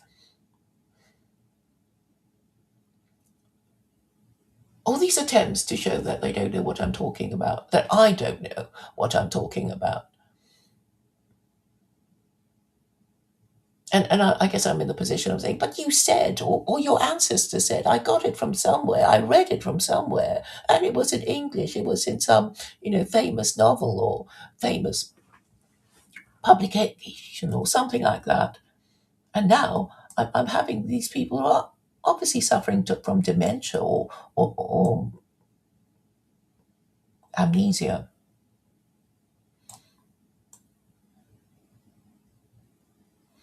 So when Megan and Stephanie were talking to me, I had hoped that, as a woman, I like to think that theory women take on a leadership position in this, because all they have to admit is that it would be nice if more women could find marriageable men who will take their marriage vow seriously, who will become good husbands and fathers, and society would therefore improve. That was all I was hoping for, and therefore unmarried parents should be treated as sex offenders. And I also said, well, obviously I'm not going to, inflict corporal punishment of 100 lashes on people who've already had their illegitimate offspring. I'm going to have a period of grace so that even if secular Quranism came into force today, which is the 19th of July, it will be the 18th of July 2027 that being an unmarried parent with children born without a marriage license, only then would you suffer from public corporal punishment. That was one of the things I do remember saying, and then I talked about a register of repentant unmarried parents and unrepentant unmarried parents. So I'm saying, okay, you're one of those people, and you've got, a whole bunch of unmarried parents and sorry, illegitimate offspring, and then you could, in order to give your children a better start in life, you could say that you don't. There's no formal process. You just register to be on the list of repentant unmarried parents, and then your children go to B plus school, and which makes it higher status than the B school, and we all know what the B stands for, right? And of course, the A schools will have children who are the children of married parents, and this system of status and rights and will send the right message very, very quickly indeed to what women must do if they would like to be married mothers. But under my system, there would be the option of being a licensed prostitute working in licensed brothels. So the price of sex is not going to suddenly go sky high, and because that would actually cause violence. Because people who expect a certain price to, be it sex or food or fuel, it would obviously cause difficulties if the price of it became unaffordable. Hey, Mike. Hey, how's it going, Claire? It's going well. You've I lost see. weight. I see you're on. Yeah, I'm trying to get down to You're one meal a looking day. Plus, I shaved my beard, so. You're looking Well, thank good. you. So, I want to get back to your misinformation on blasphemy that the British somehow just brought over their blasphemy laws. I gave you 3 examples in the chat of people put to death for blasphemy long before the British were around Arabia or even India.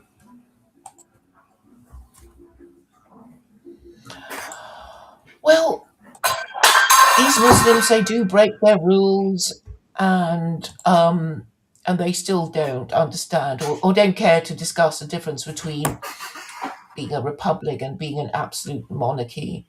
And these Gulf Arabs are basically absolute monarchies, aren't they? Sure, but I'm talking about. Sorry, I And turned the background music down, so I may have missed some of what you said there. But I was talking about the blasphemy laws and the examples I gave you from the. I'm afraid I didn't quite manage to read them properly. If you scroll down, you'll see a guy was killed in 750 for blasphemy. Another guy in 922. Fairly famous Sufi saint who said, "I am the truth." And was he living under an absolute monarchy? He was living under a caliphate in the Ottoman Empire. Yeah. Yeah, but caliphs should not be absolute monarchs. There were only 4 rightly guided caliphs, and they were not kings. Okay. Well, so why did Abu Bakr fight the Rita Wars if there's no apostasy laws? I'm afraid I don't know this character. He's the first rightly guided caliph. Maybe I'm saying his name wrong. Abu what? Bakr, however you What's say his that. name? Oh, Abu Bakr. Yeah, the guy, Okay. the ISIS guy took his name. Abu Bakr al-Baghdadi. Oh. So he fought the apostate wars right after Muhammad died. Some people said, well, we don't want to be in this religion anymore. We pledged our allegiance to Muhammad, not this guy. We're leaving. So he attacked him, killed him.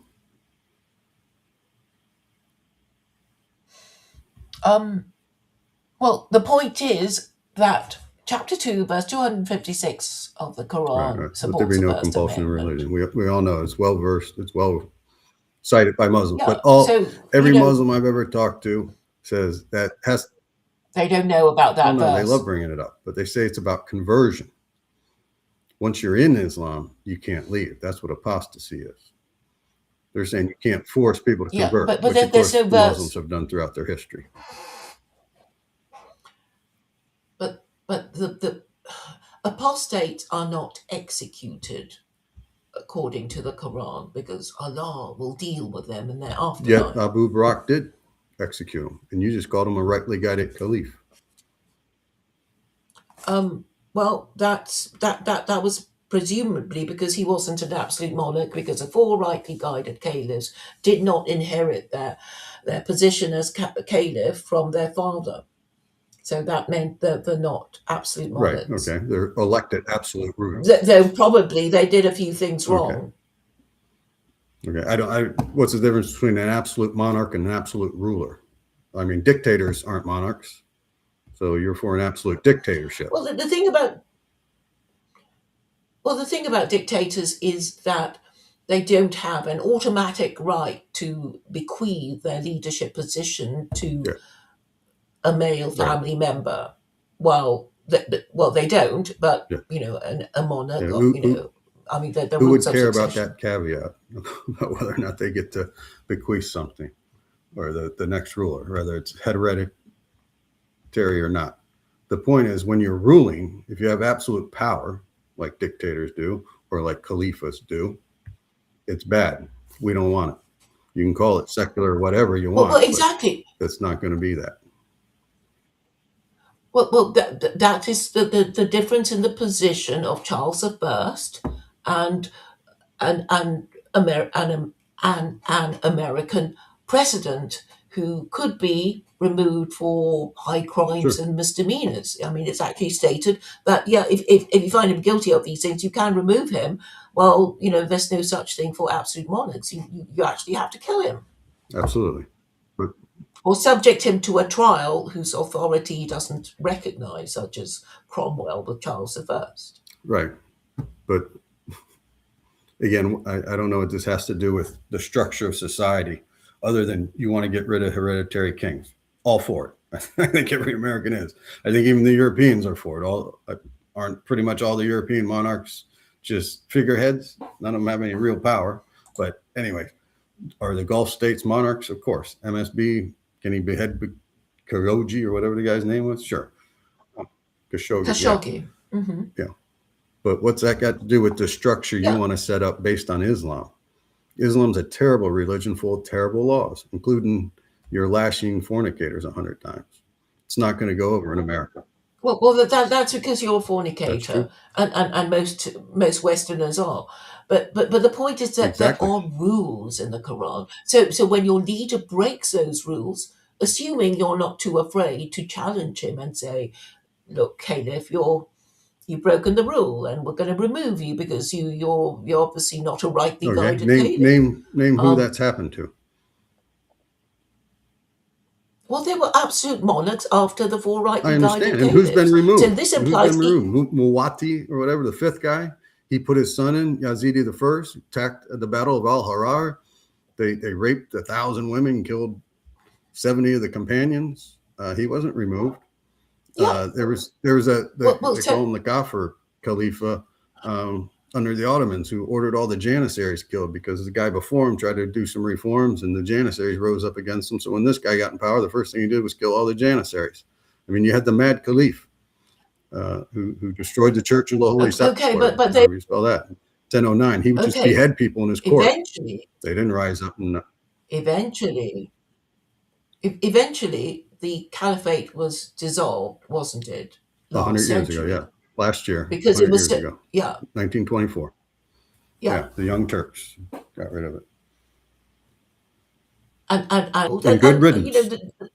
the great thing about these rules is that you can determine causation, and then you can go down the list of things that these Ottoman emperors ignored. Okay, so what is the causation of the Rita Wars? Back to the first, I you're don't calling the know. rightly. Okay, I don't know what those wars are. Okay, so Muhammad died, right? Ali's in washing his body. He thinks he's supposed to be the Khalifa. Omar, well, it's not in the Quran, the hadith of the pen, or the calamity of Thursday. On his deathbed, Muhammad asked for pen and paper so he could dictate something. Omar says, we don't need that. We have the Quran. So Ali and Muhammad were from a different clan than Omar and Abu. And so they usurped Ali. Well, he's in washing Muhammad's body, preparing him for burial. Omar nominates Abu Bakr, or however you say his name, to become Caliph. Mm-hmm. Bakr, okay. And a bunch of the bigger houses, it's like Game of Thrones, the bigger houses pledged allegiance, their abaya, to him. And Ali comes out, and next thing you know, he's not the dude. He and Aisha went around house to house getting people to try to change their mind, and they're like, well, we already gave our pledge. We can't do anything about it. So he kind of let it go. But Well, the point so is, then some people said, we're not following this new guy. We pledged our allegiance to Muhammad. Muhammad's dead. We don't like the new guy. We're not going to be Muslims anymore. So he started a war over it. mm-hmm. Okay, So much for let there be no compulsion in religion. if you have rules, you're supposed to follow them, and if you don't follow them, bad stuff happens. It means that bad stuff happened because you didn't follow them. And obviously, these Muslims to this day do not want to talk about monarchy and republic because the Gulf kingdoms are monarchies, and I I would don't know expect. what YouTube you watch. A lot of the Muslims are against the monarchies in the Gulf states. Yeah, and they're scared of their death warrant being signed by their absolute monarch because they know about what happened to Khashoggi. Right. Well, I'm talking about the ones who are in Britain there. Your boy Mohammed Hijab, Ali Dawa, Abbas, Imran, EF Dawa guys, the Dawa Y guys. They'll talk out. They'll speak out against a monarchy. They won't do anything about it. It's just like they speak out against Israel. I don't know how ISIS managed to raise 40,000 fighters from around the world, but none of these brave Muslims who want to stand up for their oppressed brothers did anything against the Jews. They let them just demolish Gaza. I mean, these guys are all bark, no bite. That's obvious, but Well, I guess I'm trying to do their work for them. I guess so. You're the real Dawa person out there, the real Da'i. But again, you're saying Islam has no blasphemy laws, and you said it was the British who brought them in. Again, That was what my Pakistani contact that's what told the me. Pakistanis always say. Oh, these are left over from the British, from British India. Well, the British did bring blasphemy laws with them, obviously, because the Christians have blasphemy laws. But so get rid of them, right? You remember the governor who was assassinated by his bodyguard in Pakistan after the one Christian woman was killed for drinking from a water cup or something. There's been what? I don't know that story. So probably 15 years ago, one of the famous blasphemy cases in Pakistan. Well, they've never executed anybody by the government because. Maybe Asia There you go. Bibi, Yeah. I think. So she's beaten to death by a mob outside the courthouse or something. And so one of the governors said, maybe we need to revisit these blasphemy laws. So his bodyguard kills him. Well, who was the national hero in Pakistan? The bodyguard. Pakistan is a democracy. So they claim. Can't be trusted because, well, I'm saying there is a problem with political parties. In America itself, I mean, you can trace all the bad things that happened to America because of the party system that Washington warned you guys against. No political parties, it will be the end of you, my fellow Americans. And you just carried on, and the Civil War broke out. And I guess some of you are not over it yet. There's very few the South will rise again people left anymore. And certainly in the next 20 years, most of them will be dead. But there are some Southerners who think the South will rise again. You know what the true Southerner calls the Civil War? The War of Northern Aggression. Have you ever asked somebody? Well, that's a way. If they ever call the Civil War, the War of Northern Aggression, those are the South will rise again people. Well, yes, but and if you'd already been Muslim, then slavery wouldn't have been an issue because although God forbade a whole bunch of things, he did not forbid prostitution or slavery. So, yeah, you could even say that. How That's is prostitution not forbidden in 24:2? It says, "Do not compel your slave girls into prostitution if they wish to remain chaste." Yeah, no, that's in the fourth. But if they say fourth surah, the light Al Nur, the 24th, the 100 lashes. That's for those who commit zina, fornication.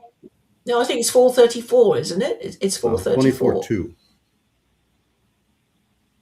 But what you're talking about is 434. I'm talking about 24:2. That's for the fornicator. Yeah, the 100 lashes. That's for the fornicator and fornicatress. Lash each of them with 100 stripes, and let not compassion with you keep you from carrying out this law of God, and let a group of believers witness their chastisement. It clearly forbids sex outside of marriage. So prostitution. But the red light district is an American thing, isn't What's it? That? Is it an American thing? The red light district. You have this sort of red light thing in certain states. So it's saying yes, you can have extramarital sex, but only only here, but if you do it elsewhere, you're in trouble. Well, Nevada is the only place I know of with legal prostitution. You know, the Bunny Ranch outside of Vegas and Mhm. Reno. Mhm. I thought the red light district came out of Amsterdam. They certainly have a big red light district. I was in Germany last May. Where is it? Frankfurt. I went to walk through their red light district. They have a, Yeah, there's this super brothel called Pasha, right? I don't know. I didn't stop at any I of them. think, and it's got more than one branch. Anyway, um, these. I mean, the thing is, neither the Bible nor the Quran forbid prostitution. I mean, there's actually the book of Jeremiah saying, "Jews, you're supposed to be the bride of God, and look at you, you behave like prostitutes, and you sell yourselves to passers by under the shady tree, but God will take you back." Right? I mean, all these references that seem to say that prostitutes are redeemable. Yeah. Nobody's saying they're not redeemable, but how do you get if fornication is forbidden, paying someone to fornicate you has to, by the transitive property, has to be forbidden as well. To say, Well, well, the transaction has to be clear, right? So if you were to visit a prostitute, you'd know how much you have to pay. But if you picked up a girl in a bar, it's got nothing to do with anything, you would think Claire. she's giving it to you for free. Yes, it does, because the terms of the transaction have to be clear. So fornication, in singles bars, is the idea that the sex is free, but it's full of hidden costs that might just happen when she turns up on your doorstep 3 months later saying, "Mike, I'm carrying your baby," Okay. and you have to pay. When visiting a prostitute, does one fornicate? Okay. Yes. So if And if you're, fornication I guess, is forbidden, how is prostitution therefore not forbidden? because under certain circumstances, it is clear that if you pay the woman for her services, she can't turn up at your doorstep, on your doorstep 6 months Again, later saying, "Mike, it's I'm got carrying nothing to your do with baby." anything. Okay. No, because then you would be saying, "I paid you for your services to me as a prostitute in that brothel. I certainly never intended to father a child by you, and if you're pregnant with my child, it's not my problem. I'm not married to you." And there should be a law saying only men are only required to support their legitimate offspring. Then it will be clear what women must not do and what they cannot expect. Right. But we're not talking about how the way you want it to be. We're talking about what the Quran says. So read Well, I'm 24:2. saying the Quran supports what I'm saying. Well, read 24:2 to me. It does say 100 lashes for illicit sex. Yes. Okay. For fornication. Okay. Yeah. So how is prostitution then And still I'm legal? saying, You're paying for someone because to if it's in a fornicate with licensed you. brothels, it means that slavery and prostitution have to be legal, right? So let's say you own a bunch of slave girls and they said, "Mike, we don't want to be cleaning toilets. We will earn our manumission quicker if we work for you as licensed prostitutes in your licensed brothel." And you and it makes sense, Again, because if you let them you're become making an streetwalkers, they'll just run You're away. making an agreement again with people that is against Allah's law.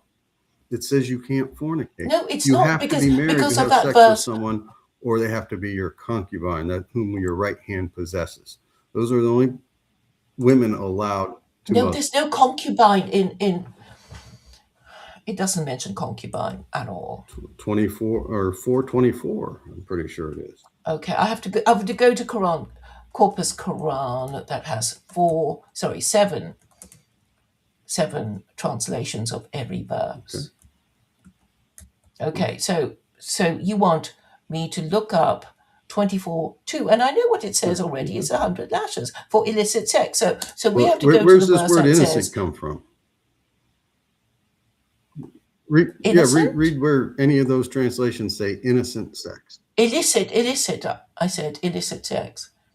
Sex that you don't have because you don't have a marriage license, which thankfully Americans still talk about. You call what the British call their marriage certificate marriage license, right? And this means that piece of paper licenses a couple to have sex and children. Well, no, it licenses them Okay. to have certain benefits under the law, as in like divorce and uh, Well, visitation rights in yeah. hospitals. Well, That's why the you can't gays get were. divorced. What's that? Well, you can't be divorced if you're not even married. No, I'm saying when you get a marriage license, in the case of a divorce, it grants you certain rights and laws. And then there's California has a common marriage law. If you're married for 10 years, even if you don't have a marriage license, or if you cohabitate for 10 years, you become a common marriage. And then they also have, the reason Cruz divorced, what was his last wife's name? Anyway, like at 9.5 years, because if you're married more than 10 years, different laws kick in. The marriage license is just a registration with the state. It's not a license to fornicate. Anybody can fornicate. It's not even the gays. It's codified in the law. Consenting adults can do what they want. It's called freedom. Right. Well, no, because there was a time when Europeans didn't put up with unmarried parents, right? Yeah. And it was all forbidden. And Yeah. if I'm just trying to find the name, was it Mimi Rogers? No, No. she's the mother. Nicole No, Kidman. no. Nicole After Kidman. her, the younger girl, dark-haired one. No, not No. Penelope Cruz. She was in Batman and Okay. Robin as the reporter or something. Holmes, Katie Holmes. Well, that's a terrible thing. I don't think you should be deemed to be married even though you're not, kind of thing, because it does kind of incentivize men to divorce their wives, right? And find a new model or be saddled with the old thing. Okay, I still don't get how you're going to interpret the Quran as saying prostitution's allowed when it forbids Okay, sex you must outside of know the marriage. verse that I'm talking about, which is that the Yeah, one that says saying, don't force them into prostitution. yeah. So if you don't force With- them, then it's Right. okay. Yeah, that's a strange reading of it. Muslims will say, well, the context Yeah, was that I know because they're hypocrites. they're going to say most guys, when they took women as war booty, other than having sex with them themselves, then turned them out to make money in the past. The pagans did it. So we weren't going to do that. So he says, don't force them to do it. It doesn't then imply you're allowed to allow them to do it. That's a bizarre interpretation. I Well, get it. I'm He saying that, semantically argued that yeah, because they yeah, said don't force them to means they can they can volunteer to. yes. But then when you turn around and read the Quran, you're supposed to read it holistically. If it says you can't fornicate, then you can't fornicate for money. It doesn't say don't fornicate for money. Therefore, these are bizarre readings. Well, it does say do not force your slave girls into Right. prostitution, right? So it Yeah, it would have means been much better if you said do not allow them, do not force or allow them. Then you wouldn't be confused. But the Quran is so poorly no, written, it it's is open to vast interpretations. no, That's part of the problem is it's adopting it fine. as your It's fine. basis for law. No, I'm happy with legalizing prostitution because I the got no problem problem. with it either, but the What? Muslims aren't going to be. I have no problem with legalized prostitution. I'm a Oh, libertarian. good. Oh, good. But So obviously, most of these Muslims are prostitutes, and they can't. Most of them are not lawyers. Most of them haven't even read their own book in their own language. So I'm saying the reason why you have to have this category of women who supply sex to men as prostitutes is to discourage women from being confused with prostitutes. So you're either expected to become a married mother or If not, you're going to be a prostitute. But currently, the biggest group of women supplying sex to men is the fornicatress. And this confuses the women who are obviously disappointed that nobody wants to marry them after they've been having so much sex with all these men. And it makes men not want to marry men who've been, around, gone round the block more than once. So, women with high body counts. So you've got to kind of make these rules clear. So any vaguely intelligent adolescent female will say, no, of course I don't want to be a prostitute. I want to be a married mother. And in order to become a married mother, I must not be a slut, and I must not put out. Just because a man is asking me nicely to have sex with him, I must keep my legs crossed, or I will get knocked up and be lashed 100 times per illegitimate birth. Understood. All right, Claire, I got to be somewhere at 1:00. Always a That, that, pleasure to speak with you. I'm going to give you a homework right. assignment. See if you can find the All in the Family clip. Do you know All in the Family? What's The that? TV show, All in the Family? All in the Family. All in the Family. Yes, Yeah. yes. Archie Bunker. It rings a bell. Yeah, Yes. in the 70s. So he was unemployed, Uh-huh. and he goes to the unemployment office, and he's talking to the guy, and he's like, yeah, Uh-huh. The white guys can't find work because of the Puerto Ricans or whatever's going on. And on. He goes, yeah, and even the hookers are out of work because the college girls are giving it away for free. Oh gosh, yes. Did he say that? Yeah. That's terrible. Google maybe Way back then. Archie Bunker at unemployment office. Okay, I'll look that up. You Thanks, can keep Mike. that clip and pop it out. But yeah. Okay. All right. Have a I'll good do one, that. y'all. Take care. Thank you for coming. Make sure you get paid if you fornicate. Yes. Okay, I'll just have one final look at the comments. Oh, thank you to Freak for sticking around. A textpat recognizes Mike Malzahn. Good.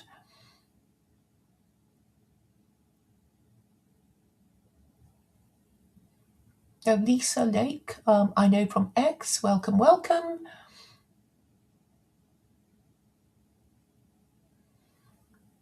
So I'm glad people understand the stark difference between being a married mother and a licensed prostitute. So if you make it really clear to these women, they will not be screwing around, and the quality of masculinity will improve. And the quality of femininity will also improve, because all women have to do really is to make men want to be men. And in order to make them want to be men, we have to kind of big them up and fluff them up and do the girly thing and make them feel that they want to pay for our shit. Okay? That's all. That's all we have to do. And this is certainly easier than screwing around and going around the cock carousel in your 20s and being in a hurry in your 30s and maybe finding yourself high and dry in your 40s.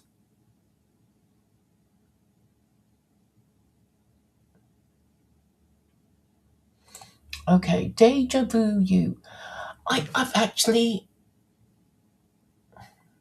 I've been talking for over 2 hours, so I'm not going to be doing a lecture on George Washington, except to advise everyone to do what George Washington streams on his farewell speech, and then you'll discover for yourself what he did say and how much of his advice has been ignored. In fact, I will be asking AI how many pieces of advice Washington gave, and then I'll have a list, and then people can work out the percentage, the fraction of what has been obeyed.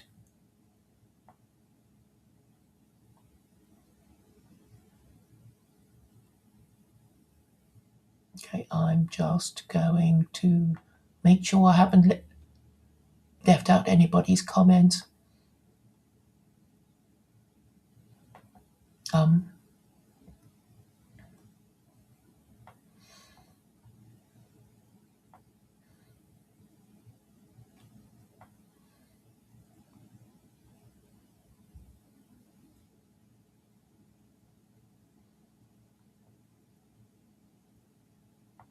Okay.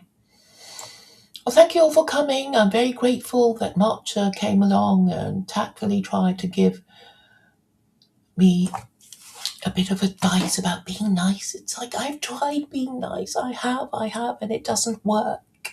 So you might, I always start off by being nice. I do. And when that doesn't work, I guess I have to up the ante. All right.